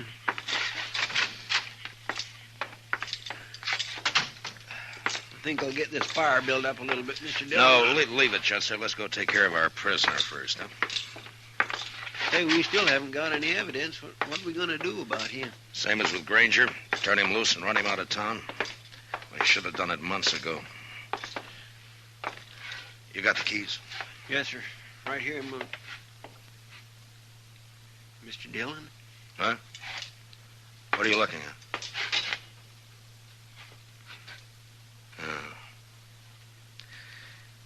Granger must have stopped by here on his way out of town.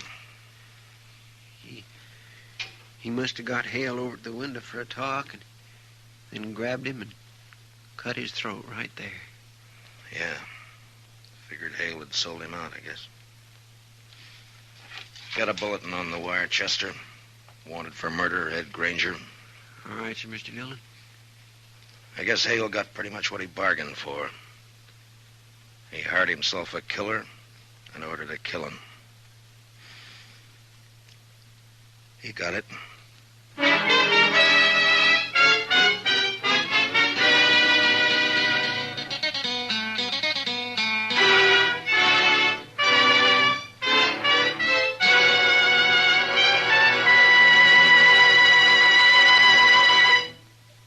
Gunsmoke, under the direction of Norman MacDonald, stars William Conrad as Matt Dillon, U.S. Marshal. Tonight's story was specially written for Gunsmoke by Les Crutchfield, with music composed and conducted by Rex Corey. Featured in the cast were Harry Bartell, Lawrence Dobkin, Jack Crucian, and Ralph Moody. Parley Bear is Chester, and Georgia Ellis is Kitty. Gunsmoke is heard by our troops overseas through the facilities of the Armed Forces Radio Service.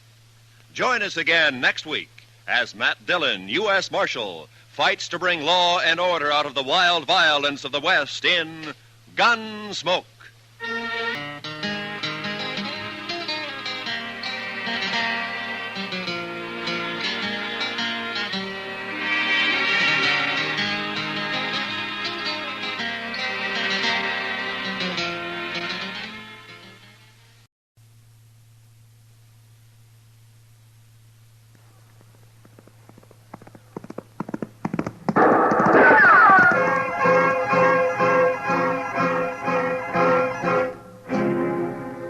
Dodge City and in the territory on West, there's just one way to handle the killers and the spoilers, and that's with a U.S. Marshal and the smell of gun smoke.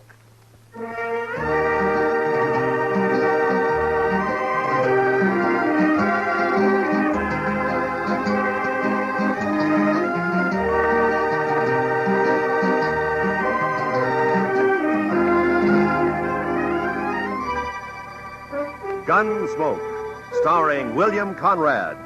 The story of the violence that moved west with young America. The story of a man who moved with it. Matt Dillon, United States Marshal.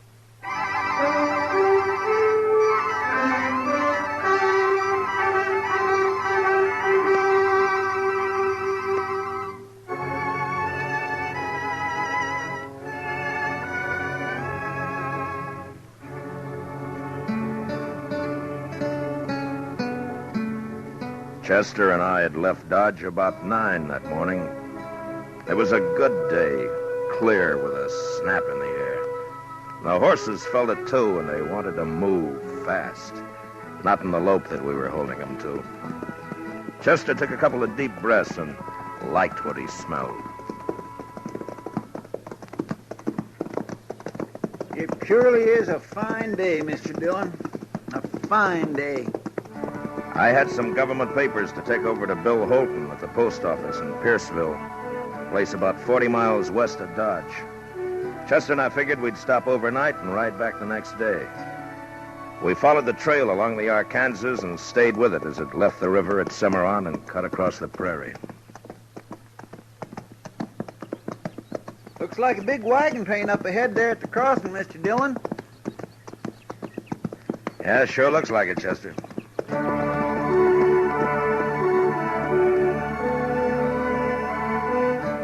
Chester was right. The dust cloud we'd seen became 30 and more wagons taking the Cimarron crossing. It was a shortcut of the Santa Fe Trail leading on southwest toward Raton Pass. We passed them, and our trail swung back to the Arkansas again. We rested, watered the horses a couple of times, and by afternoon we could see the warehouse, the store, and the post office, and a few of the other buildings of the town. It wasn't a big place, Pierceville. Maybe 50 people regular living there. Funny? Oh? I don't know. It looks peculiar. Yeah? I just don't rightly know, sir. Just funny. It's peculiar.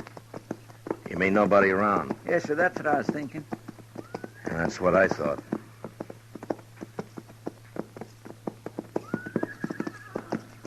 Mr. Dillon, what do you figure them horses are doing down there? It ain't right they should wander around like that without it. Mr. Dillon, they got their saddles on, too.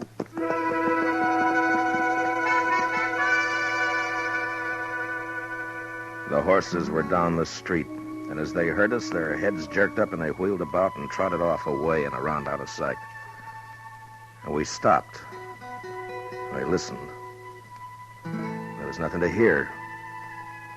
An empty place, nothing to see. But there was a feeling in the town. You couldn't figure what. We walked the horses over to Bill Holton's post office.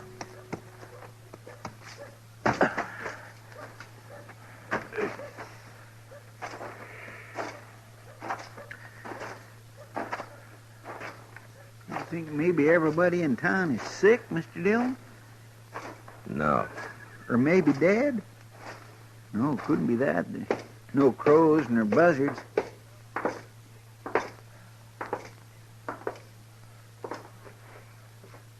Bill. Hey, Bill. Mr. Dillon, look yonder. The safe's open. What? What? He wouldn't leave the place like this. Come on, Chester.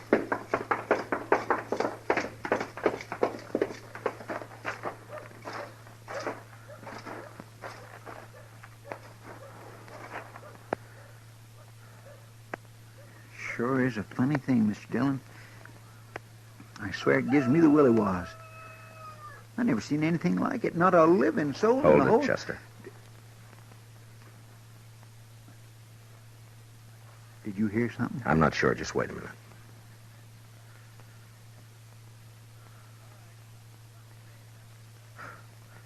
Thought I heard a kid crying. I didn't. Hey! Is there anybody around? Maybe we ought to try the store, Mr. Dillon, huh? Hey, all right, keep your eyes open, Chester. Yes, sir. We'll take a look in the saloon first.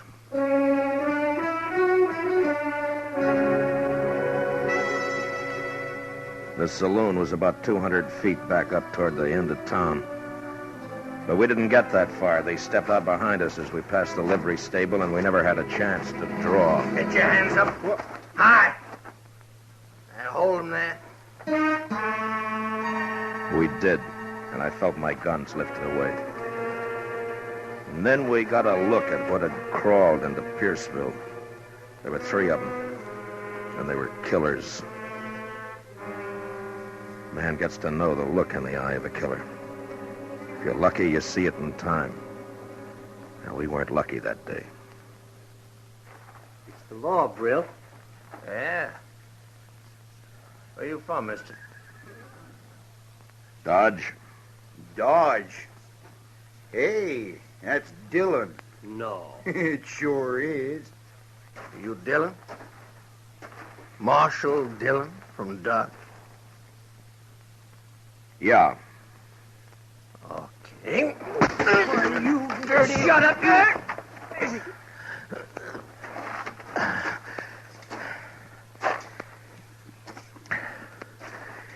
You want to try that again? We will. Don't fret yourself about that, Dillon. Move in. Take him to warehouse, Brill? Yeah. Be a sight better to get rid of him, if you ask me. I don't think so. Not right now. I might be able to help. I've always wanted a U.S. Marshal to help me. Listen, Will. You take away his gun, you watch him. He'll be on his belly begging to help.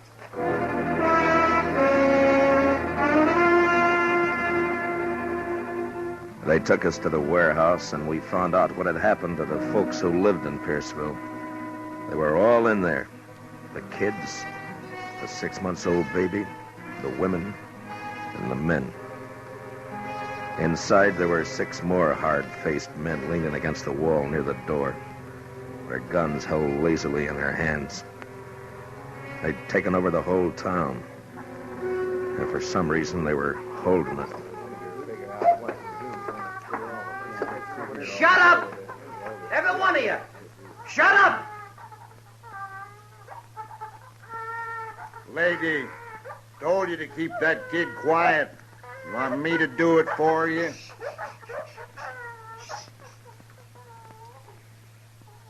Mr. Dillon, Be you quiet, know what Chester. Yes, sir. Now, asking you again.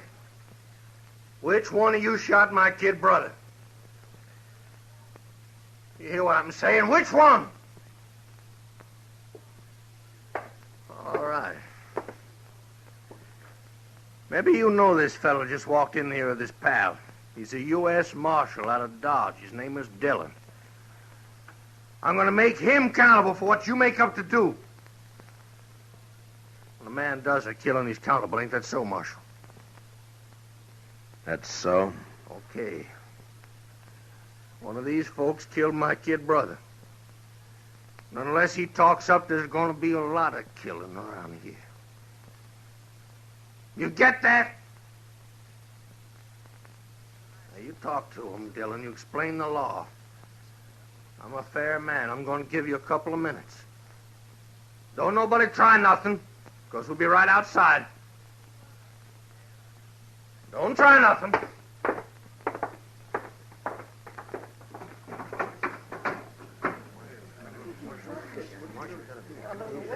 Chester, there's Bill Holton over there.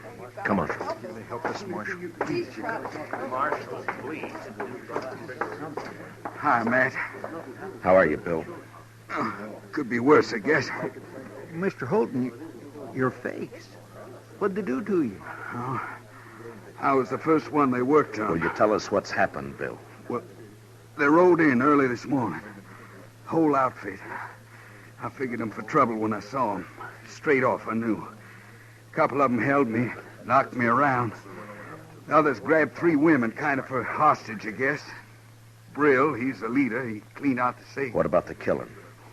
3 or 4 of our boys came up, saw what was happening, started in shooting, and these snakes hauled the women folk over to the post office door and kept them in front for shields. Your boys stopped shooting then? Yeah, sure. Dropped the guns where they stood.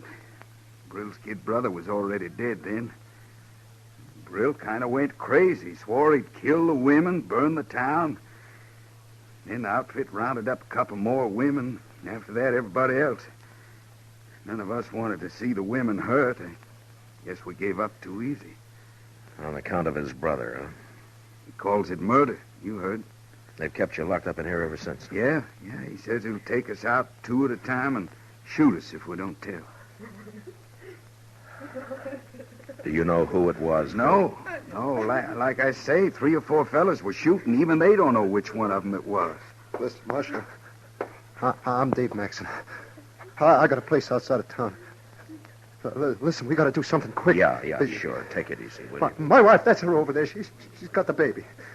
We come in this morning to get something at the store. You got to do something. All right, Mr. Maxim. Now just take it easy, will you? Look, there's 30 of us. The men, we could rush them. Some of us would get killed. Now listen to we me. got to get to the Marshal. I'm thinking all of us will get killed. And that's not the way. We got to do something. Yeah, I know.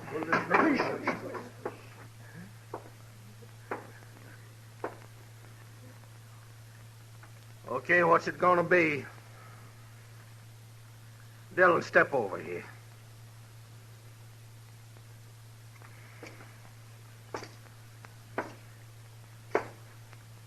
Well, what do you say? I don't know. Seems to me you came here and broke the law. It's the chance your brother took when he got killed. That was murder. He was shot in the back. Maybe he got turned around looking for somebody to kill himself. It was murder. I ain't gonna stand here arguing with you, mister. Who did it? You think I'm bluffing? I tell you I ain't bluffing. If I have to wipe out this whole stinking town, I'm gonna do it. That doesn't get your brother back. You in the habit of killing women and kids? You shut up. Okay. Sanders, Carger, start with 2 of them. Take them outside. That fella. You. And him. No. Oh, no, not Dave. Oh, not you, Dave. No, not Dave. No. Brill, you're crazy. You do this and they won't even hang you. You'll be torn to pieces. You won't be around to see it. All right, go on, get him outside. Well, anybody got anything to say? Anybody gonna say who killed my brother? I'll tell you something, you yellow, gutless coyote! Yellow, gutless,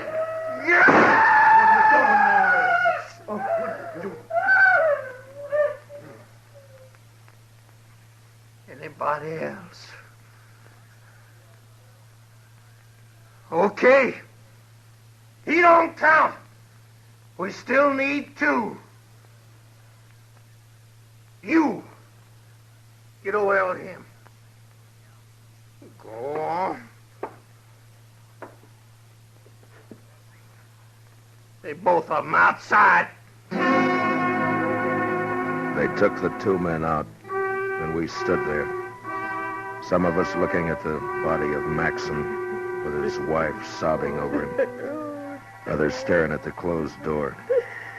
It had happened so quickly there wasn't time to think, to figure anything. And there wasn't any way to shut out the sound of what happened outside. Oh, no. I gotta do something. No, Bill, don't.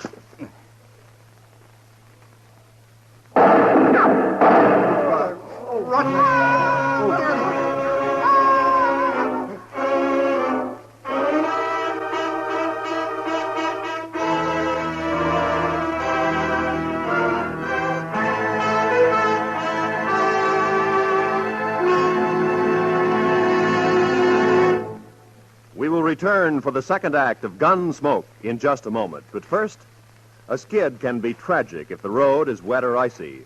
A faulty windshield wiper that's a nuisance in a shower can be your nemesis in a snowstorm. The sum and substance of our message being, take extra care when you're driving under winter conditions. Make sure your car is prepared for winter, and then drive it with twice your usual caution. Now, for the second act of Gunsmoke.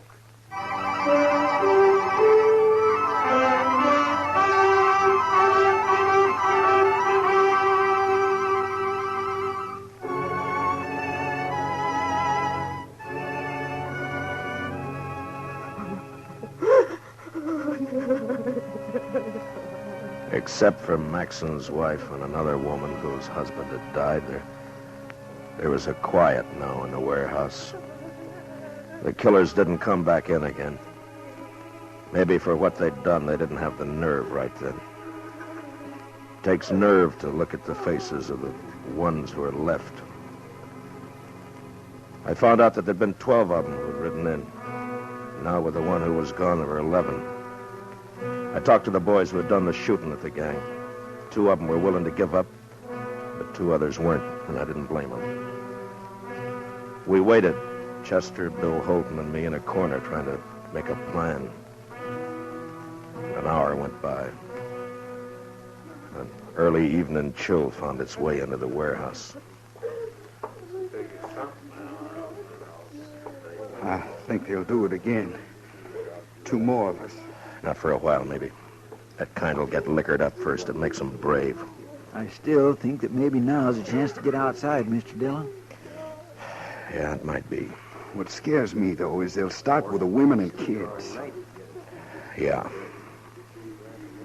There's always a chance somebody will ride in, maybe see what's happening and send for help. Like us, huh? Mm-mm.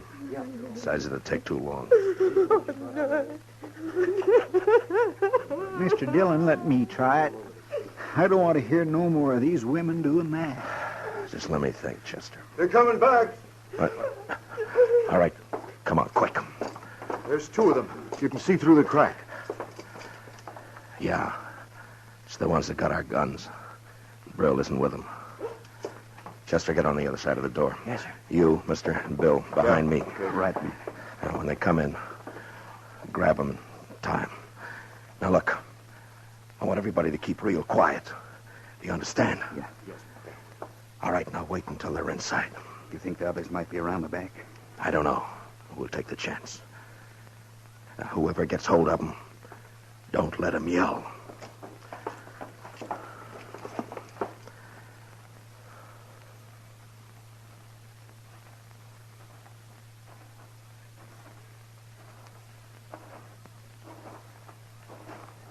Hey, let me have a drink, will you?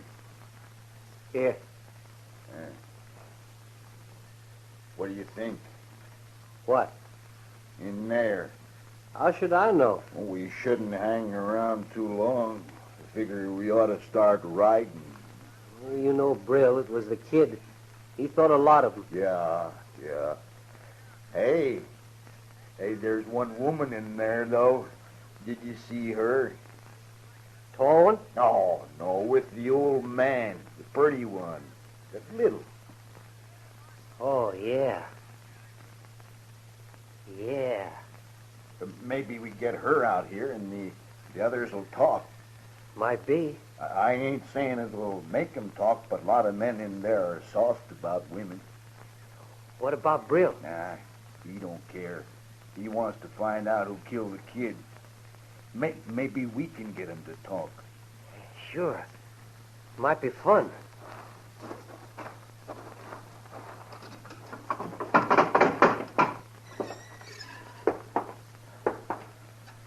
Hey, miss. No, you. Over there. Come on. We won't hurt you. We want to talk to you outside. Come on. He said come here. She don't want it. Cover me, will you? I'll go get her.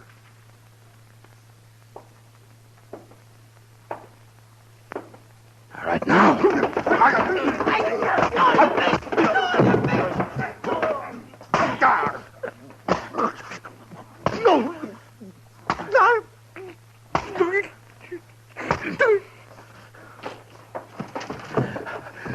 All right. Get the door closed. Mine only had but one gun, Mr. Dillon. Well, this one's got two. All right, which one of you here can handle a gun right? Frank's Donnelly? Yes, sir? Here.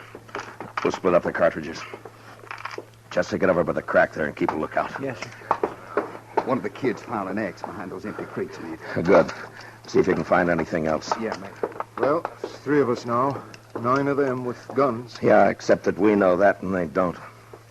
Donnelly, you're going to have to stay here. Chester and I'll try to get some more guns. Now, you got a good chance to knock out a couple more of them if they come in. Shoot to kill them, you understand?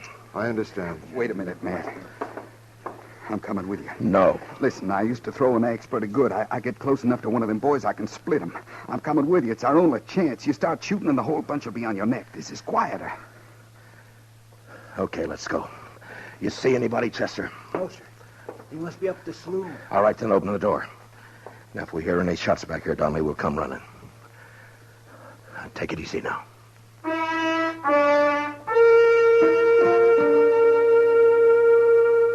We got outside and made a run over to some dugouts. Up the street, we could hear the killers still drinking their courage back. If it had just been the 3 of us against them, we might have taken a chance, but with the women and kids in the warehouse, we couldn't do that. We'd have to pick them off if we could, one by one. And the first shot we fired, there was going to be trouble. Out to the left of the warehouse in the evening shade, I saw the bodies of the two men they'd shot down. A dog was moving around, whimpering. A couple of minutes went by, and then we started around the back and made our way up behind the saloon. If we get in by the back door, Mr. Dillon, you think we could surprise them? We can't take the chance, Chester. Not with only two guns. They get us, and you know what'll happen. Yes, sir. One of them's coming out. Look. Yeah? It's the fella shot Dave Maxon. He's heading this way. You think he's... Oh. Bill? Yeah? Think you can get him from here? A little closer, maybe. Not from here. He's got two guns on him. We need them. Stay in line with the post. We'll cover you. Okay. I saw Holton's big fist tighten around the axe handle. He moved out and down the alley in line with the post. The killer never looked up. He just stood there, head down, swaying a bit. Then Holton stopped. His arm raised up, and back. And the axe caught a gleam of light and must have thrown it into the killer's eye. He had just time to look up and see the thing before it caught him square.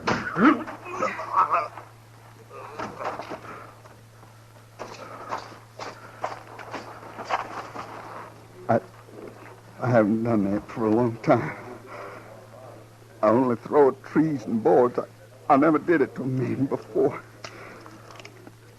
I never killed a man like that. Chester, get the other gun. Yes. All right, here.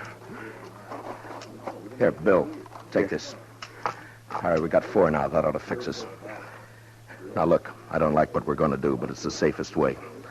We go in there shooting, get them fast. In the leg, anywhere. Try not to kill, but don't give them a chance to shoot back. Yes, sir. Sure, man. You okay, Bill?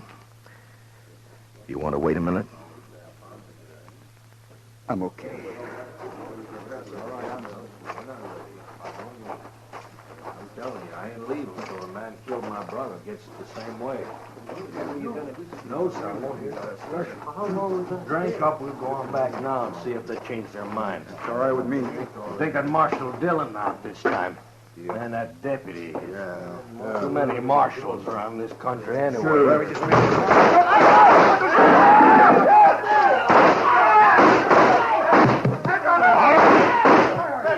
All right, that's enough. That's enough. Keep your hands where they are, Brill. All right, Chester, take their guns. Yes, sir. I'm arresting you for murder, Brill. The rest of them with you. Killed my brother. Got him in the back. My brother, they murdered him. You know something? If I wasn't a marshal, I'd do the same thing to you right now. It's too bad I can't. I hope it hurts when they hang you, Brill.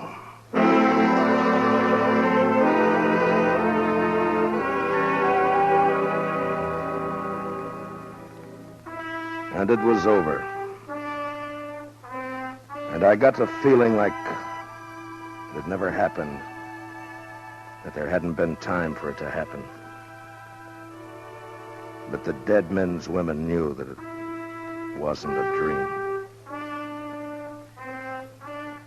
The next day, a half a dozen of the fellows, Chester and myself, took the outlaws back to Dodge.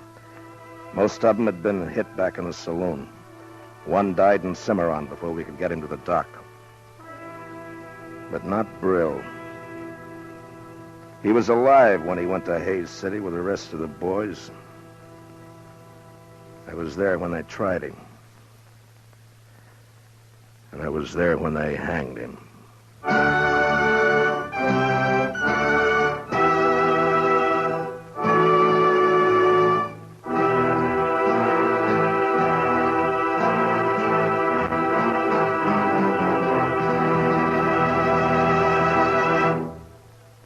Gunsmoke, under the direction of Norman MacDonald, stars William Conrad as Matt Dillon, U.S. Marshal. Tonight's story was specially written for Gunsmoke by Anthony Ellis, with music composed and conducted by Rex Corey.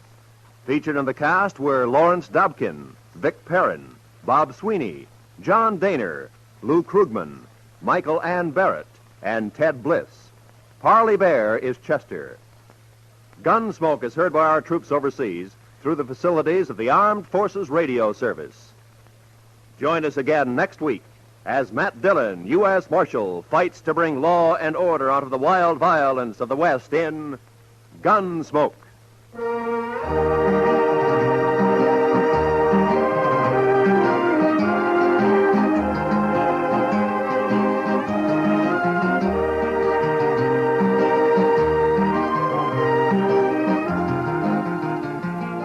Tomorrow night, CBS Radio raises the curtain on a new dramatic treat, The Theater of Stars. On the network, it brings you Lionel Barrymore's Sunday Night Playhouse and thrilling stories of escape. Tomorrow night, for the premiere performance over most of these same CBS radio stations, hear lovely Joan Fontaine in The Guardsman. It's a sprightly, peppery adaptation of Franz Molnar's great French comedy, a romantic experience you will certainly enjoy. Remember, Theater of Stars, tomorrow night, premiere performance on CBS Radio. This is Roy Rowan speaking.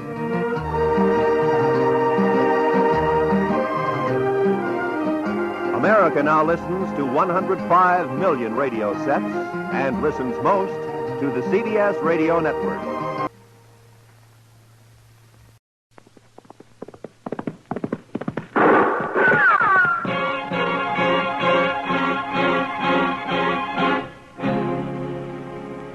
Dodge City and in the territory on West, there's just one way to handle the killers and the spoilers, and that's with a U.S. Marshal and the smell of gun smoke.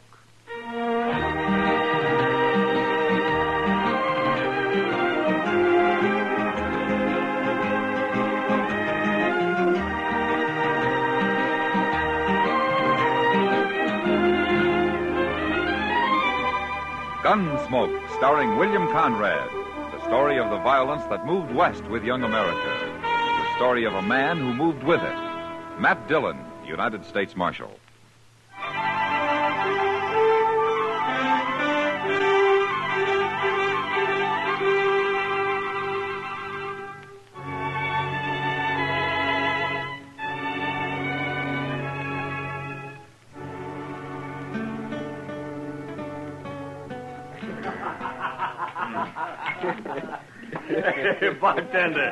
Bartender, set out another bottle of that rye whiskey. Now, look, Mr. Thatcher, you just tell us once more about this stud colt you got, huh? He's a good colt, Mr. Butler. And a running colt, you tell me. He can run some. Some? About the fastest thing in these parts, I hear tell. You're making fun of me, Mr. Butler. You and your friends. Oh, I don't know why you should think that. Out here in Dodge, we're all interested in good horse flesh. Especially when it's some sort of a fancy new breed. Quarter horse, you call it, huh? If you don't mind, I'll be going now. Oh, no. Not yet, Mr. Thatcher. We'd all like to hear some more about your stock, wouldn't we, boys? Mr. Butler, my grandson's waiting for me outside. Hey, Thatcher, tell us again about this little old sawed-off colt of yours. I understand these new type horses you raise have rumps so high they look like they're going downhill. Hank, it ain't polite to call this colt that way. Besides, it ain't that he's sawed off. It's just that he's got no back. His withers run right into his croup. He's quarter horse and 3/4 what else? I guess this is all fun for you, but you got no call. Oh, now, boys, I do believe Thatcher's upset. Here, let me pour you another drink. No, thanks. I'll be going. No, that just ain't sociable. Here, have a drink. I said no, Mr. Butler. Drink it. I'm old enough to be your father, Mr. Butler, and I'll drink when I want and with who I want. You ornery old goat, I'll pour this whole stinking bottle down your throat. All right, Butler. That's enough. Evening, Marshal Dillon. Mr. Thatcher, your grandson's waiting outside in the buckboard. You better get along home, huh? Yeah. Thank you, Marshal. Thank you very much. Old fool. Bragging on the quarter colt he's so proud of. Well, buy a drink, Marshal. No, thank you. You just missed the fun. We were having old Thatcher on about his stock. He's not young anymore, Mr. Butler. But let me warn you about something. Sometime you may push him too far. Oh, we were just hurrahing him a bit. We didn't do any harm. Thatcher and his grandson are new out here. You find your fun somewhere else, Butler. Why don't you leave him be? Matt? You know, when you torment an old man like that, it makes you cheap. Real cheap. Matt?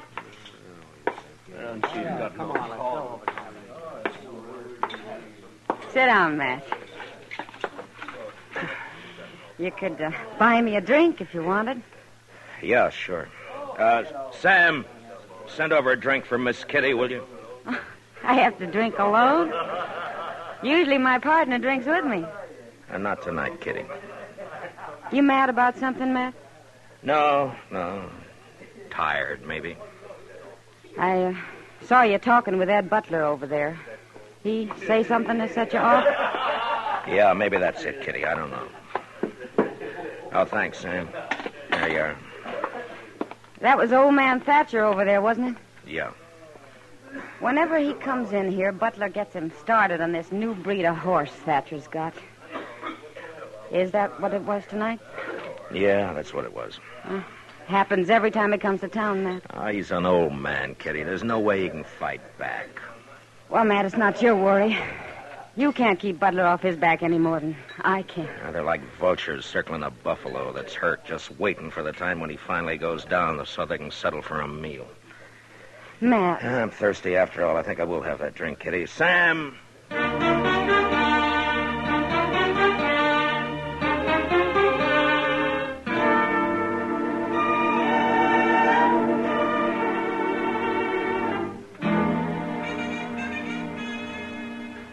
Chester, if you'd run these papers over to Mr. Hightower. Yes, sir, Mr. Dillon.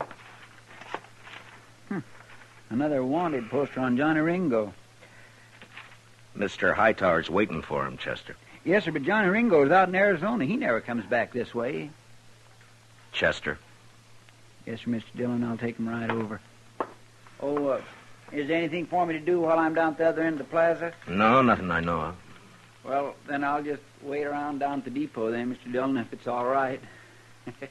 The morning train's due in from St. Louis in half hour. All right, Chester.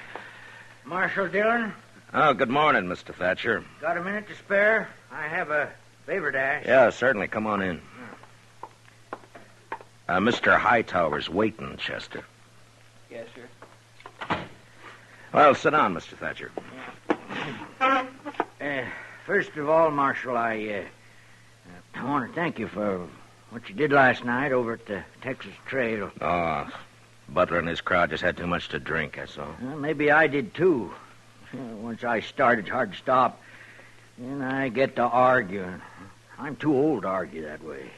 Well, maybe you shouldn't go to the Texas Trail. Seems every time you do, Butler takes his pleasure riding you.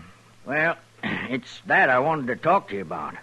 No? Well, go on. Well, Ed Butler's always said he's got the best horses around Dodge or anywhere else. Well, maybe he does, Mr. Thatcher. Mine are better.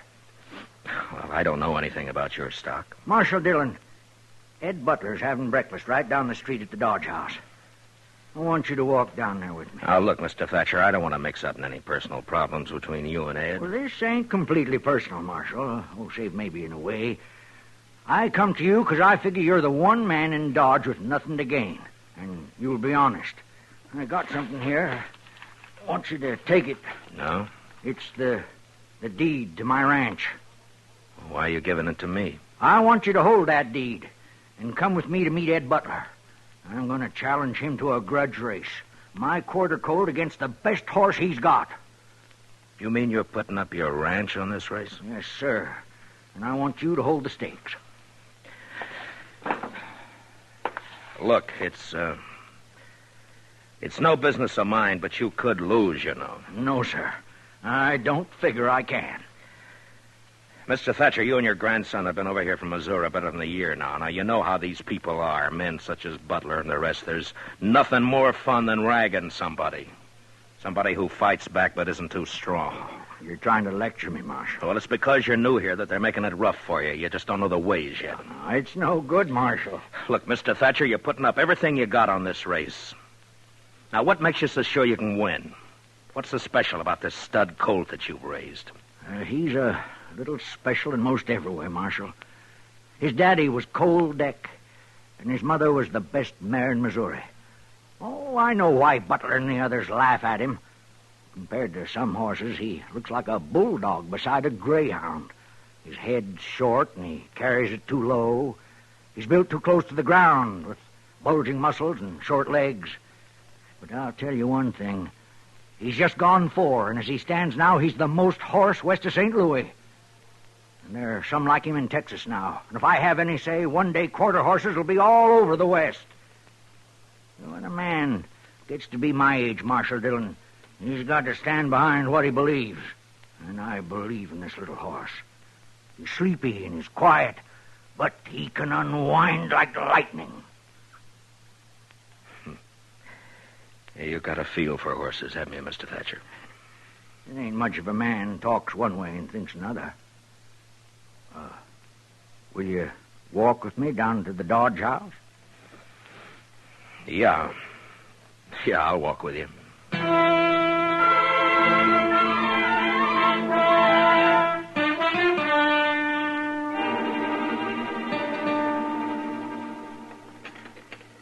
I'm going to have some more. Well, Butler, that's it.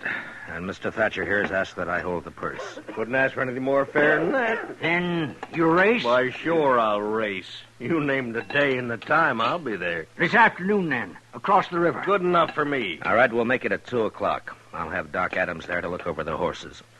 They'll both be sound or there'll be no race. Is that agreed? That's good. And they'll run the way they are, shod or not shod. And Mr. Thatcher has suggested a distance of 400 yards. That's right. 400 yards. Hardly worth running, but I'm willing. All right, since you accept the match, Mr. Butler, you'd best to come to some agreement on the bet with Mr. Thatcher here. What do you figure your ranch with everything on it's worth, Thatcher? Oh, maybe $4,000? That's high for just 500-600 acres, a few outbuildings, and a couple of old milk cows. I'll put 4,000 against your deed. Marshal, I'll give it to Hank here. He'll bring it over to your office. All right, if you'll have it there by noon. Hey, how about a side bet for me, Mr. Thatcher? Well, I don't know. Hank? Hey, yeah, Jim, what? I seen a quarter mare named Belle run down Galveston last July. And I seen Thatcher's colt run little. I'll take your side bet. Name it. 400. Double that, it's a bet. Good enough. Then it's 800, and I'll bet the quarter colt. Well, now, Mr. Thatcher, seems Jim Bales here don't have no more sense than you. Well, at least you're not alone. All right, then. Everything's settled. Just one last thing, gentlemen. This is going to be a fair race. Well, no need to worry, Marshal. Ain't no reason to press my luck, not against a jug-headed cayuse like Thatcher. Why, you know... All right, that's enough. Now, come on, Mr. Thatcher. Let's get out of here, huh?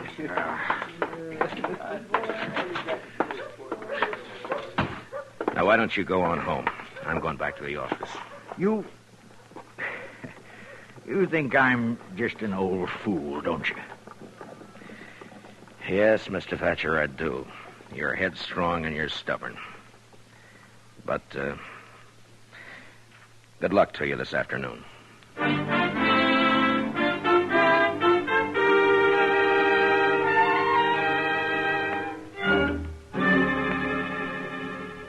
You know, Matt, there have been horse races in Dodge before, lots of times.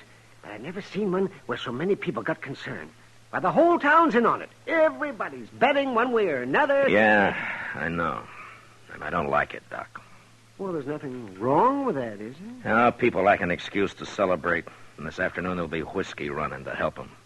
Whiskey and horses don't mix when there's money changing hands. Matt, are you worried about Thatcher putting his ranch up on the race? He could lose his ranch, Doc. Oh, no. Well, doesn't he have a chance? I don't know. I don't think so. Mr. Dillon? Yeah, what is it, Chester? Oh, hello, Doc. Well, Chester, huh? Say, I was down at the bridge a few minutes back watching for Butler to take his horse across. I wanted to know which one he was running. Well? And I didn't recognize the horse. I thought probably it'd be his sorrel, but it wasn't. It was a horse I ain't never seen before. Well, what horse is it, Chester? Ed Butler ain't putting in no cow pony, Mr. Dillon. He's running a thoroughbred.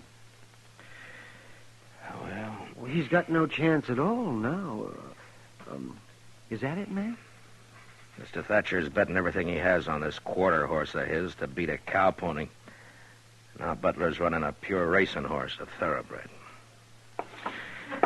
Well, it's past 1. Let's get over to the other side of the river.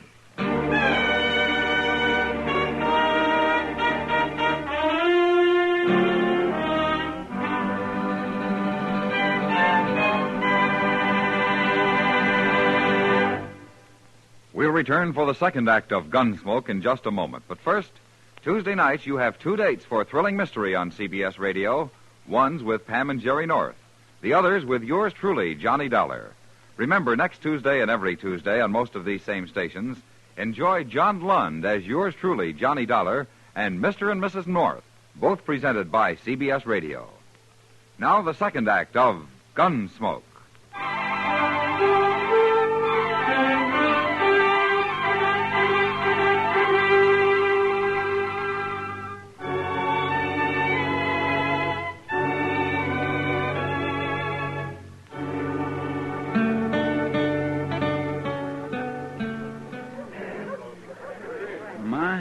Looks like half a Dodge is over here, Mr. Dillon. Yeah, maybe more than that. Chester, see if you can find Ed Butler and old man Thatcher and bring him over here. Huh? Yes, sir. Hi, Matt. Hi, Kitty. I haven't seen this many people in one spot since last year when Eddie Foy played the Opera House. It's kind of a fiesta, isn't it? Yeah, in a way. Nobody'd think it to look at you. Where's the finish line going to be, Matt? I want to see good. Back up there about 50 yards. Oh, well, I'll go up and find me a place. Yeah, okay. Matt! Oh, Matt! Yeah, Doc. Oh, here you are. Well, I've looked over both horses. They seem sound enough. Good. I don't get much call to check horses anymore. Mostly it's babies these days. Or maybe a gunshot wound. Doc, who's going to ride for Butler and Thatcher, you know? Well, Butler's got Hank Thomas, and I think Thatcher's grandson's going to ride for him. Well, I hope the boy knows what he's doing. I think he does, Matt. He's got spurs and a switch. Well, that'll help. See, Matt, Thatcher's getting all liquored up. Well, that's his affair, isn't it, Doc? Yeah, but he's got a skin full. You know how edgy he gets when he's that way? I sent Chester for him. He should be along any minute. The whole crowd seems kind of excited and nervy. Maybe I'll pick up some business out there, huh?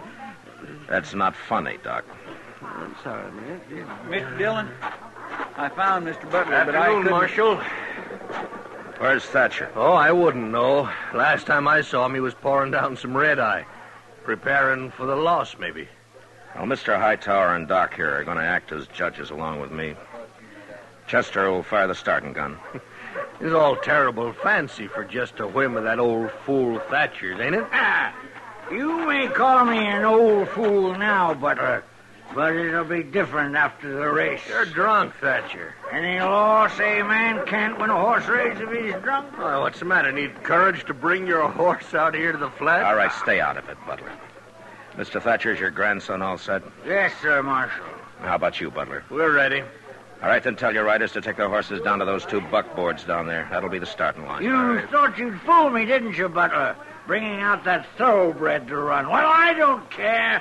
I can still beat you. You're talking an awful lot for a man I ain't worried. Don't ride me, Butler. I've had enough. Oh, listen to me, Thatcher. I put up with your chatter long enough. Why, you... All right, that's enough. You just see to it you win, Thatcher. I'll have your ranch and that colt you think so much of. Oh. What did you say? You heard me. Just make sure you win, if you can. Oh. What did you say about my colt? What did you mean? Well, if my bay mare wins, I get your ranch and everything on it. That includes your colt. No, that isn't right. Well, what about it, Marshal? You're holding the purse and drawing up all the rules, it seems. What about it? Butler's right, Mr. Thatcher. That's the way you made the bet. You're no good, Butler. No good at all. I didn't make the bet. All right, both of you move your horses down to the starting line. It's 2 o'clock. Hank, move that bay down those markers. Well, go on down, Mr. Thatcher. Yes, sir, yes. Chester, you walk with him. Give him 5 minutes, and then you can start him off. 5 minutes. Yes, Mr. Dillon. Well, I was right. Wasn't I, Mac? Thatcher's been drinking some. Yeah. Come on, Doc. We'll look up Mr. Hightower. All right. You know, Matt, this is like a holiday. It's like a fiesta. Yeah, that's what Kitty said. Ooh, she's out here, too, huh? Yeah, well, I guess maybe outside of Mr. Thatcher, the only person not enjoying himself is you. Do I have to enjoy it, Doc? I'm sorry, Matt. What's up? Come on, Doc, run. Wait a minute. Wait, Mr. Dillon, it's Mr. Thatcher. He's been shot. Shot? Where is he, Chester? Right over there, laying on the ground. His boy's with him. All right. Let me through. I'm the doctor. Let me through here. Oh, here now, just a minute. No.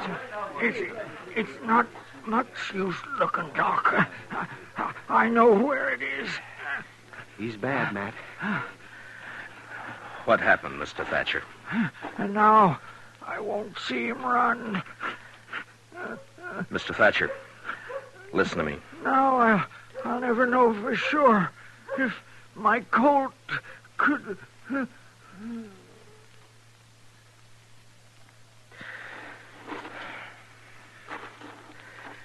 What happened, Chester? You were with him?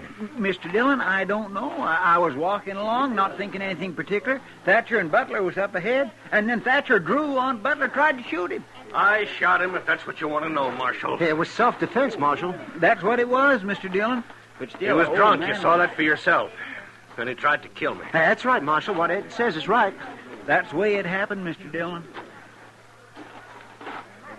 Suppose now that forfeits the race, don't it, Marshal? Doc, will you take care of... get him into a wagon and back into town. I'll see you back there. Oh, sure, Matt. Now, you men, will you give me a hand here now? But what about that forfeit, Marshal? You just can't wait till a man's cold before you want his property, can you? Oh, it ain't that, Dillon. The race ain't forfeit. I'll run it. That's a Thatcher boy, Mr. Dillon. Come here, son. What's your name? I'm Lonnie Thatcher. I'm going to ride Granddaddy's colt. Well, now, look, maybe... I'm Kin. Granddaddy was queer, kind of, but what he said about this colt is right. And I'm riding him in the race. Yeah, but with what's happened, Lonnie, maybe we should put the race off. We'll run it, sure, but not today, not now. I'll agree to put it off. Granddaddy'd like it best this way. We'll race. Gracious. There ain't a tear in his eye, Mr. Dillon. All right, if that's the way you want it. It's what I want. All right, then get on down to the starting line, both of you. Go on, Chester. Yes, sir.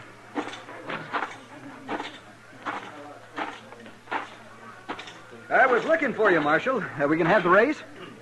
Yeah. That's a good thing, you know. There'd be a lot of people disappointed if it didn't come off. And we wouldn't want that, would we, Mr. Hightower? How's that? The killing's hardly enough to make the day complete, is it? No, Marshal, I didn't mean anything wrong. It's just... Yeah, sure. Just forget it. Move on up to the finish line. I'll get a couple of these riders to clear the lane. All right, Mr. Dillon. You there. Would you ride down toward the start and make everybody move back and clear a lane, huh? All right, everybody. Will you get back, please? Oh, would you clear the lane, please? Please move back. All you people there. Move back. That's it. Well, it's time, Marshal. Yeah. What's Chester waiting for? It looks like the colt's acting up. I've never seen two different breed of horses run against each other. And that colt's kicking up a storm. Could make a good column for the paper, maybe. Come on. Get a hold of him, kid. Don't you think it'd make a good column, Marshal? There they go, Matt. Look at that boy ride, Matt. Come on, kid. Come on, kid.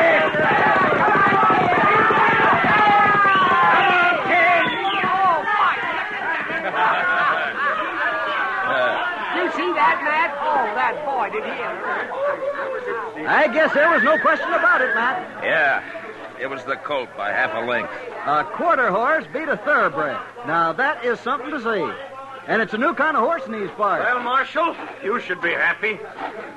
Because the boy won? And for that, I am happy, yeah. Well, I got no complaint, Marshal. It was fair and square. If you gentlemen will excuse me, I want to get back to the office. Sure, Mr. Hightower. Marshal. Yeah? Look, Marshal, about what happened this afternoon. About Thatcher. I didn't really hold anything against the old man. I'm sorry it happened. I told you sometime you'd push him too far. Now he's dead. Well, after all, Marshal, he drew first. Oh, I'm not saying you're a murderer, Butler. But you're small inside. The only feeling I got for you is contempt. You're responsible for the death of that man today, and yet there's nothing I can do about it. You're blaming me for everything? It's not you. I guess it's just people. Good day, Mr. Butler.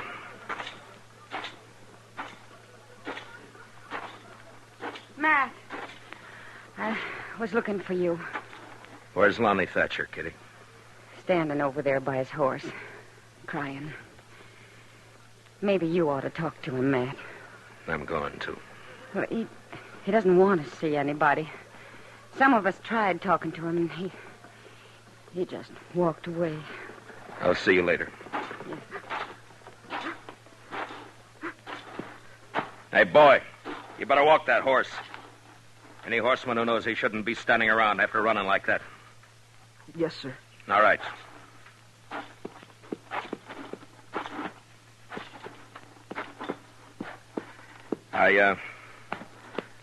I got $4,000 for you, Lonnie. You want to take it, or shall I give it to Banker Hodgson? I'll take it. It might be better to leave it in the bank. I said I'll take it. All right, son.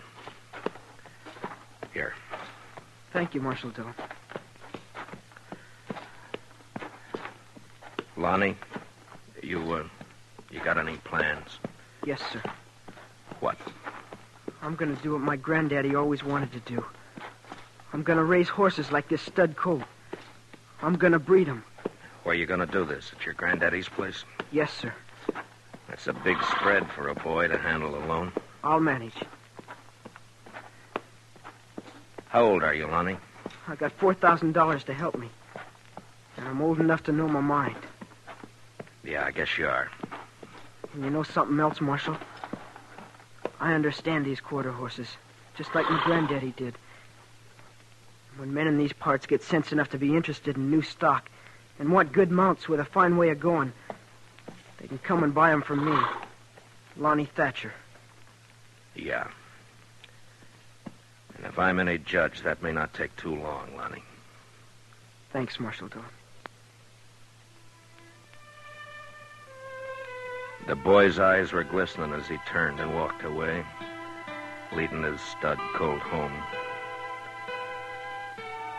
Most of the crowd had left. They'd gone back into Dodge to rerun the race over a drink or two and talk about this new kind of horse, this stocky, heavy-muscled, quick-as-lightning quarter horse that had come to Dodge. And now it was getting darker because of some clouds building up over in the northwest.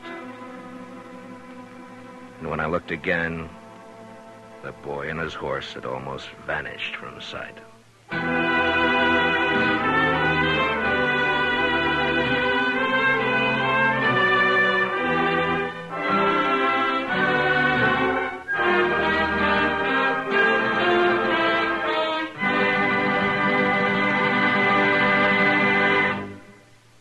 Gunsmoke, under the direction of Norman McDonald, stars William Conrad as Matt Dillon, U.S. Marshal. The special music is composed and conducted by Rex Corey. Featured in the cast were Lawrence Dobkin and Joe Carnes, with Johnny McGovern, Harry Bartell, and Luke Krugman. Harley Bear as Chester, Howard McNear as Doc, and Georgia Ellis as Kitty. Gunsmoke is heard by our troops overseas through the facilities of the Armed Forces Radio Service. Join us again next week as Matt Dillon, U.S. Marshal, fights to bring law and order out of the wild violence of the West in Gunsmoke.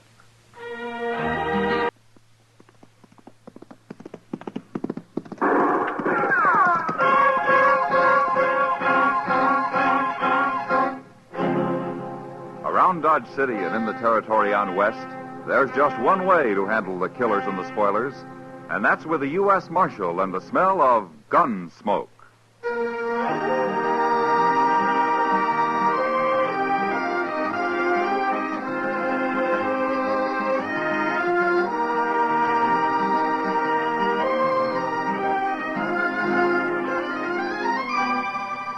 Gunsmoke, starring William Conrad, the story of the violence that moved west with young America. The story of a man who moved with it. Matt Dillon, United States Marshal.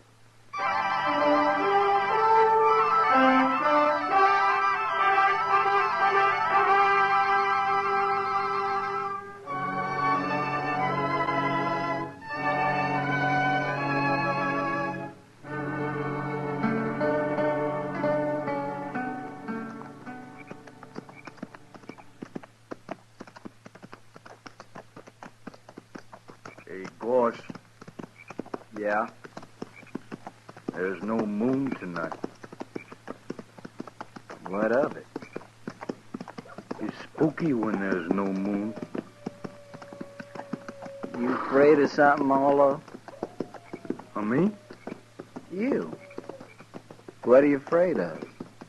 Of course, I ain't been much afraid of anything since the second battle of Bull Run. That so? Oh. I took my first bullet at Manassas Gap. I thought sure I'd die, but I didn't. That's nothing.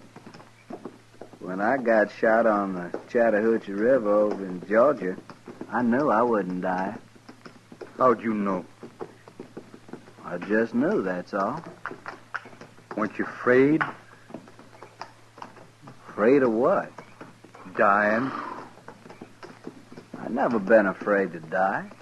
Well, I'm not afraid. Not anymore. Not since Bull Run. And what's all this about there being no moon, Arlo? I said I'm not afraid to die. I didn't say I'm not afraid of anything. Oh, shut up. Okay.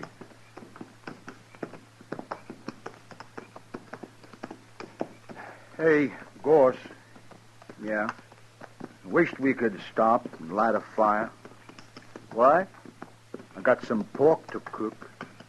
Now listen here, Arlo. You trying to tie the rope around your own neck? No. And eat your meat raw, you hear? Raw meat gives me the bellyache. You needn't worry about that, Arlo. Those people back in Dodge, they got a cure for bellyache. They have? You they have. A lariat rope over the limb of a cottonwood tree. Oh, they ain't going to catch us.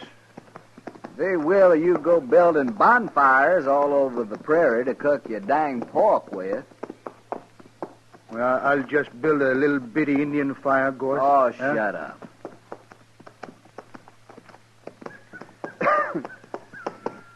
Arlo? Look over there. Where? Over there. At the foot of that little rise. I don't see nothing. That cabin, you do too see. Oh, that. What about it? There's no light in it, you fool, and there's no smoke. It's deserted. Well, that's good, ain't it, Gorse? Nobody to tell the posse which way we went. How do you know they got a posse? Well, they should have. Anyways, we'll sleep in that cabin. If somebody does come along, we can fight them off from there. Yeah. Come on. Come on.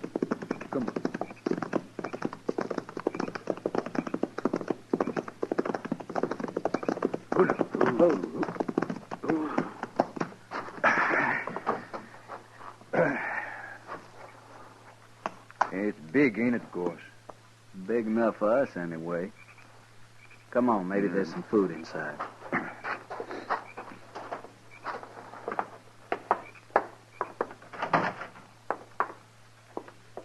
Hey, wait. There's a horse in here. He must have got in and the door blew shut, poor thing. Well, get him out. Yeah, easy, boy. Easy now, son. Easy. I got him. Now, outside, fella, outside. Come on. Yeah. Hey, that's funny. What's funny? That horse, he's all wet with lather.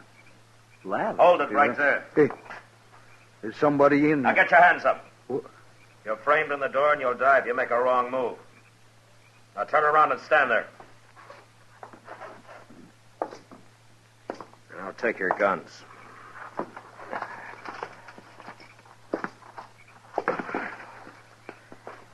Who are you, mister? All right, get outside. Slow.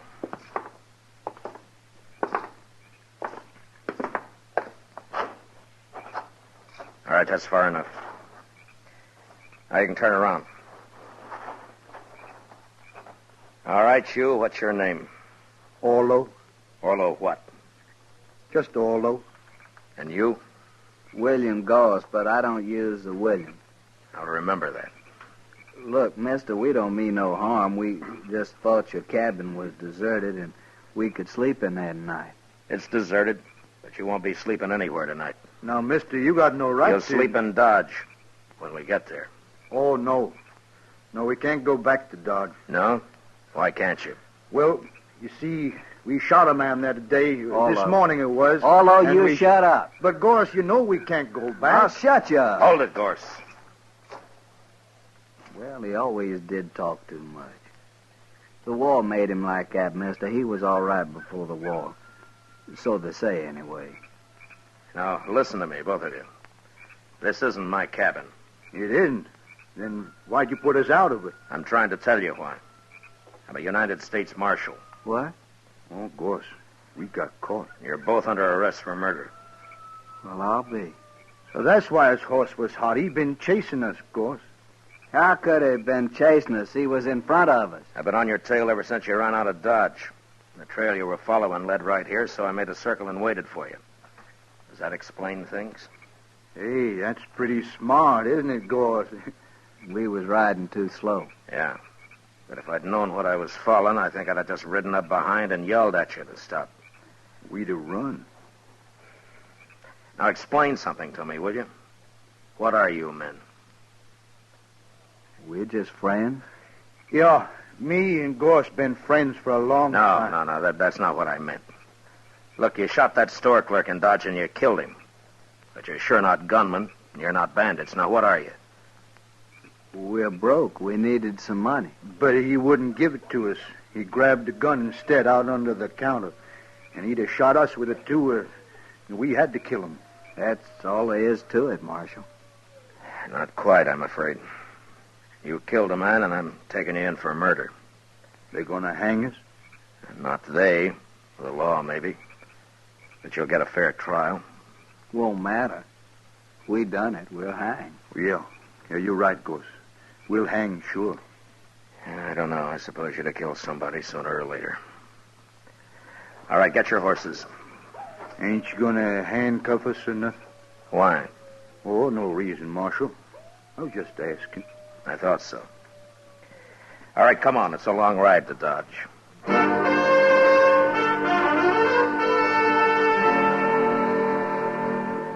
It took all night to ride back to Dodge, but I didn't have to watch my prisoners any more than if they'd been a couple of riders I'd thrown in with on the trail. Maybe it was all their years in the war, in the Army, that made them do whatever I, as a marshal, told them to do. The idea of not obeying me never occurred to them. Next morning, I had Chester lock them up, and then I went off to get some sleep. About noon, I got up, ate something, and dropped into the Texas Trail. Sit down, Matt. Yeah, sure, Kitty. I hear you brought in those murderers. Yeah, I did. Well, aren't you glad? Yeah, sure, Kitty. I'm glad. Well, they're the ones, aren't they? You got the right men. Yeah, they're the ones. They did it.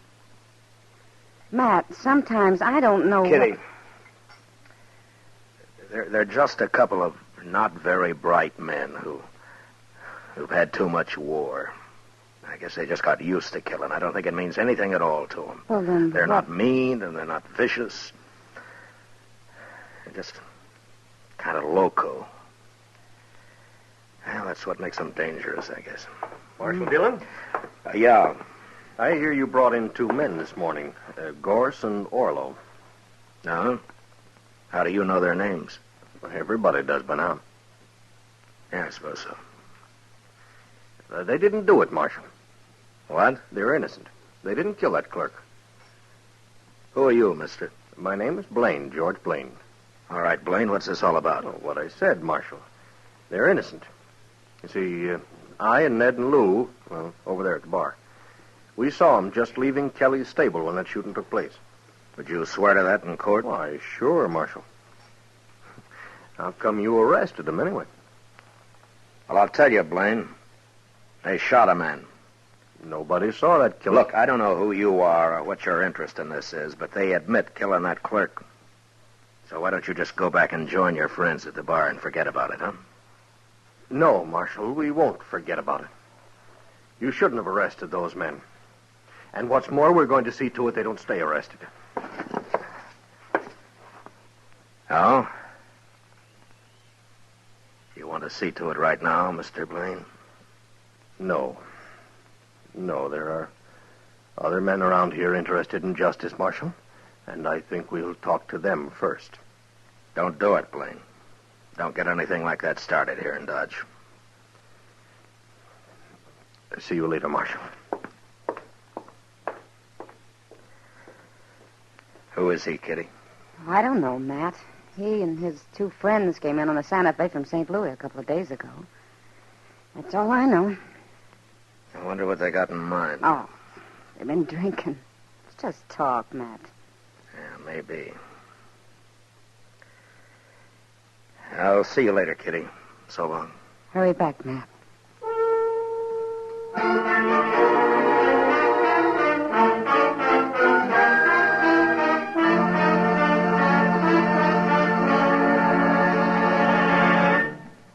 We will return for the second act of Gunsmoke in just a moment. But first, tomorrow night, CBS Radio's Escape dramatizes a romantic conflict titled El Guitarrero, which means the guitarist. It concerns a Mexican musician who resorts to traditional and some surprising methods to protect his marriage when an American poet tries to steal his wife. Remember, it's tomorrow night on Escape, presented on most of these same stations by CBS Radio. El Guitarrero. Now the second act of Gunsmoke.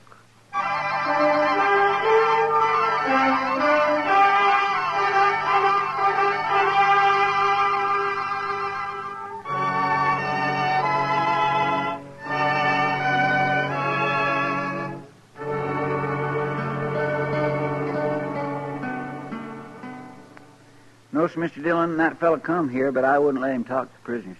Was he alone, or did he have his two friends with him, Chester? No, he was alone, sir. Yeah. But I did notice a couple of men waiting around outside now that you mention it. You, haven't heard anything about this Blaine or his friends the last day or so, have you? No, sir. Nobody's mentioned them. Around me, anyway. Well, it sure stumps me. You think maybe they're going to cause trouble, Mr. Dillon? I don't know, Chester. They might try, but it'd be easier to stop if I knew what was behind it. Yes, sir. Yeah, mobs have tried to open this jail before, but to lynch somebody, not to turn them loose. Mighty curious, all right. Well, Chester, I'm going to have a talk with the prisoners. Maybe they might know something. Well, it's worth a try, sir. Yeah.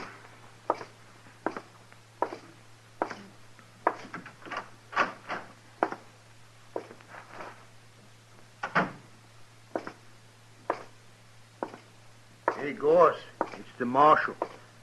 Hello, Marshal. Hello, Orlo. Gorse. How are you, Marshal? Well, is Chester treating you all right? Well, it wasn't much of the bait we had this morning, but the noon meal was fine. Marshal? We get supper, too? Of course you do. When they gonna hang us, Marshal? Well, Orlo, you haven't been tried yet. Nothing's going to happen until you have a trial. How long will that take, Marshal? Well, what difference does it make, Gorse, as long as we get fed every day?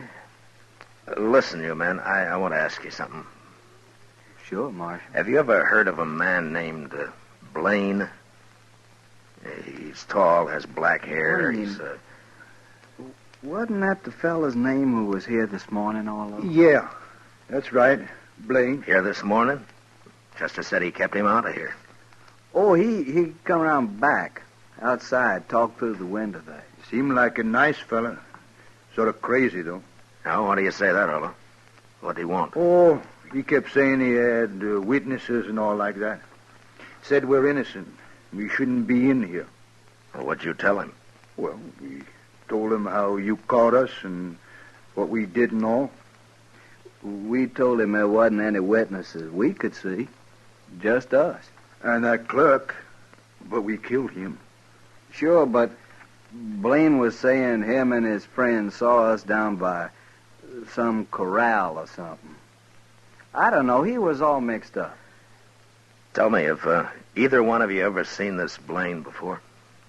Oh, no, Marshal. Never laid eyes on him. And that's the truth. That's right, Marshal. Me and Gorse, we never tell lies. Yeah, I know. Did Blaine tell you what he's going to do? What his plans are? Nary a word, Marshal. Except he did say for us to set up a holler that we didn't kill that fella. Oh, he's crazy, that Blaine. I couldn't get his drift at all. Well, I'll tell you what it is, Orlo. For some reason that I don't know, Blaine wants you two out of jail. He may come here with a mob and try and get you out. Well, he can't do that. We're under arrest here. Yeah, I know. But he might try. What'll we do about it, Marshal? Nothing, Gorse, nothing. I'll handle it. You sure, Marshal? Let me know if you need anything, huh? Oh, we're fine, Marshal. Thanks just the same. Sure. Okay. I'll see you later, then.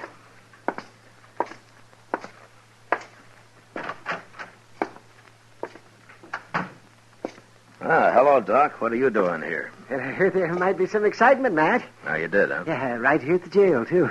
Give Doc a gun, Chester. We can use another man. Name your preference, Doc. Shotgun or rifle? You sit right where you are, Chester. I'm not a gunfighter. My work begins where you fellas leave off. Well, you may have a busy evening, Doc. But I hope not. You never can tell, Matt. But I take things as they come. Yeah, I know. Mm-hmm. I better go and get my office cleaned up. If anyone gets shot, you send them right up there.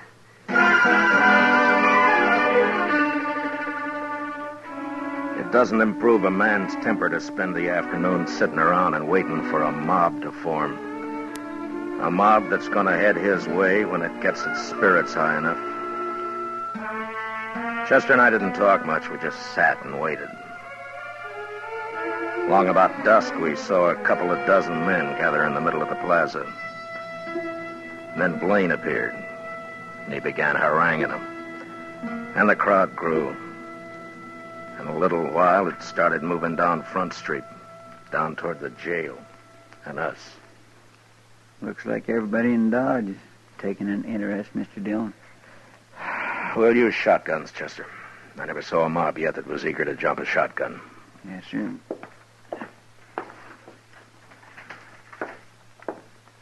Here's yours, Mr. Dillon. Yeah, thanks. Well, let's go meet him outside, Chester. All right, sir.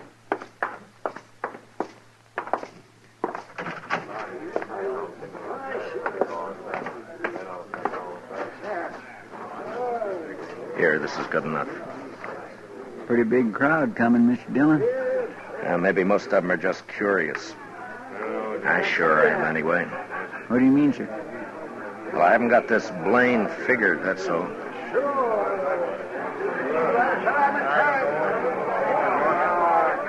Fair warning. All right, hold it, man. Hold it, man. I'll see if I can talk some sense into the marshal first. Well, Marshal, I was right. There seem to be a lot of men in Dodge interested in justice. We want Orlo and Gorse out of that jail, Marshal. We want them freed. Aren't you going to say anything, Marshal? I don't see your two partners, Blaine, whatever their names are. Don't you worry about them, Marshal. Now, you tell us. You going to turn those prisoners loose, or do you want us to do it? Well, speak up, Marshal. Which way is it going to be? All right. Now, you've all heard Blaine's story. He claims he and his friends saw Orlo and Gorse at Kelly's stable when the shooting took place. Now, that's pretty good evidence that they didn't kill that clerk. And it could be true. I'm going to go inside and I'm going to talk to him about it. And I'll give you my answer in half an hour. Now, is that fair enough? Yes. A half hour will just about do it, Marshal. I think it will, Blaine. But no matter what you decide, we're going to turn him loose. Isn't that right, man? Chester, keep an eye on Blaine. Don't let him leave here if you have to shoot him to keep him around. Yes, sir, but I don't understand why Just do as I say, Chester. Yes, sir.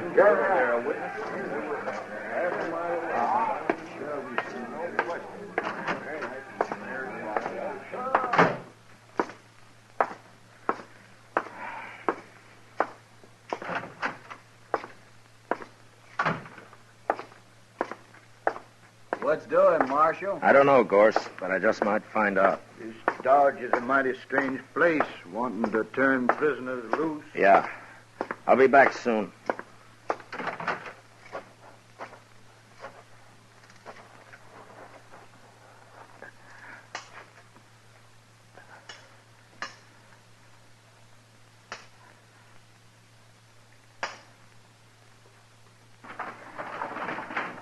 Matt! What are you up to? You're going to break my window with those rocks. Get on here, Doc. I need you, and hurry. Huh? Oh, why, sure, Matt. Stand under the window here, and I'll climb down on top of you. It's only a few feet. Okay. Ah. All right, come on, hurry. Yeah, well, what's this all about, Matt? Where we're going? We're going to the express company first. Well, what for? It's closed. Maybe not. It's not quite 6. Everybody in Dodge is out there in the street. I was watching from my front window. Not quite everybody, Doc. Blaine's 2 friends aren't there. Yeah, right. Well, what do you I'm working on a hunch, Doc. If I'm right, I want you as a witness. And we'll go back and show that mob what fools they are. Yeah, whatever you say, Matt. But I haven't got a gun. Don't worry, I'll do the shooting.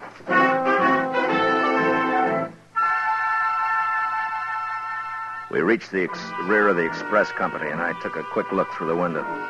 The single room was deserted. And the only other place would be the bank, if I was right. And I was. 2 horses were tied to a tree outside the back entrance, the door of which was ajar. I made Doc get around the corner of the building where he'd be safe. And I stood close to the door and waited. In about 5 minutes, I heard him coming out. Let's get that mask off. Yeah, we'll hide the stuff at the stable, go down and join Blaine. Hurry, Lou, we're late now. Get your hands up. This is a shotgun. Don't use it. You got us. Don't shoot. Well, you're not the fightingest men I ever saw. All right, I'll take your guns now, and don't try anything. And yours? Doc. Yes? Well, what do you know? Blaine's partners. You sure guessed right, Matt. Now, who's inside? We didn't hurt him, Marshal, just tied him up. Who, I said? Well, that old man, the banker. All right, go take a look at him, Doc. Take those money bags with you. But be quick, we haven't got much time.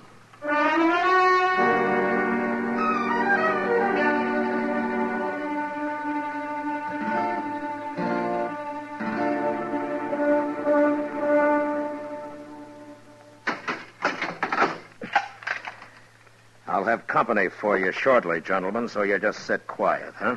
Blaine's going to be mighty surprised at this. Come on, Doc.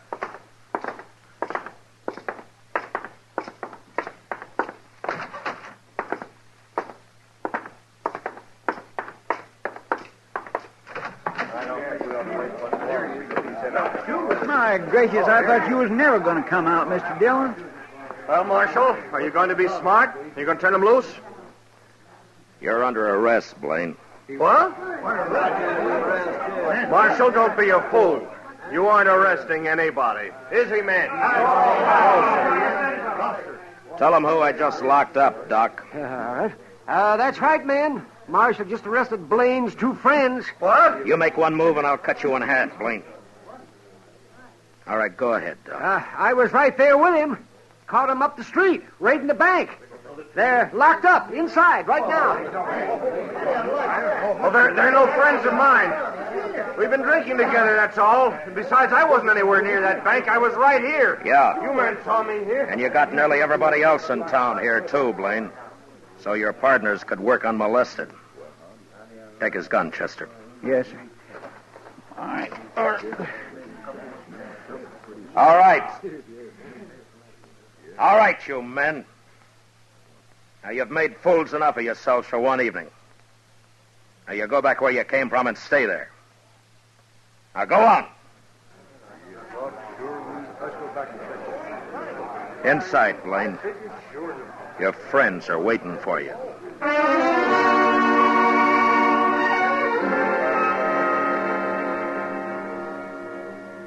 I never did find out just who Blaine was. He kept his mouth shut all through the trial. It could be that he'd never been arrested before. But anyway, he and his partners got 5 years. That's better than Orlo and Gorse made out. They stood up and told their whole story as straight as if I'd told it myself. I guess telling the truth was about the only sense of right and wrong that the war had left them.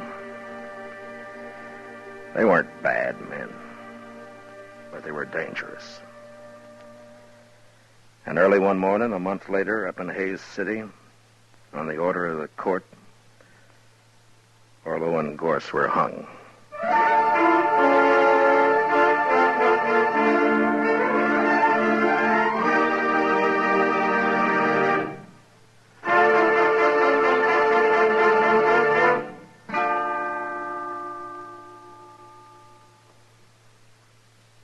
Gunsmoke, under the direction of Norman MacDonald, stars William Conrad as Matt Dillon, U.S. Marshal.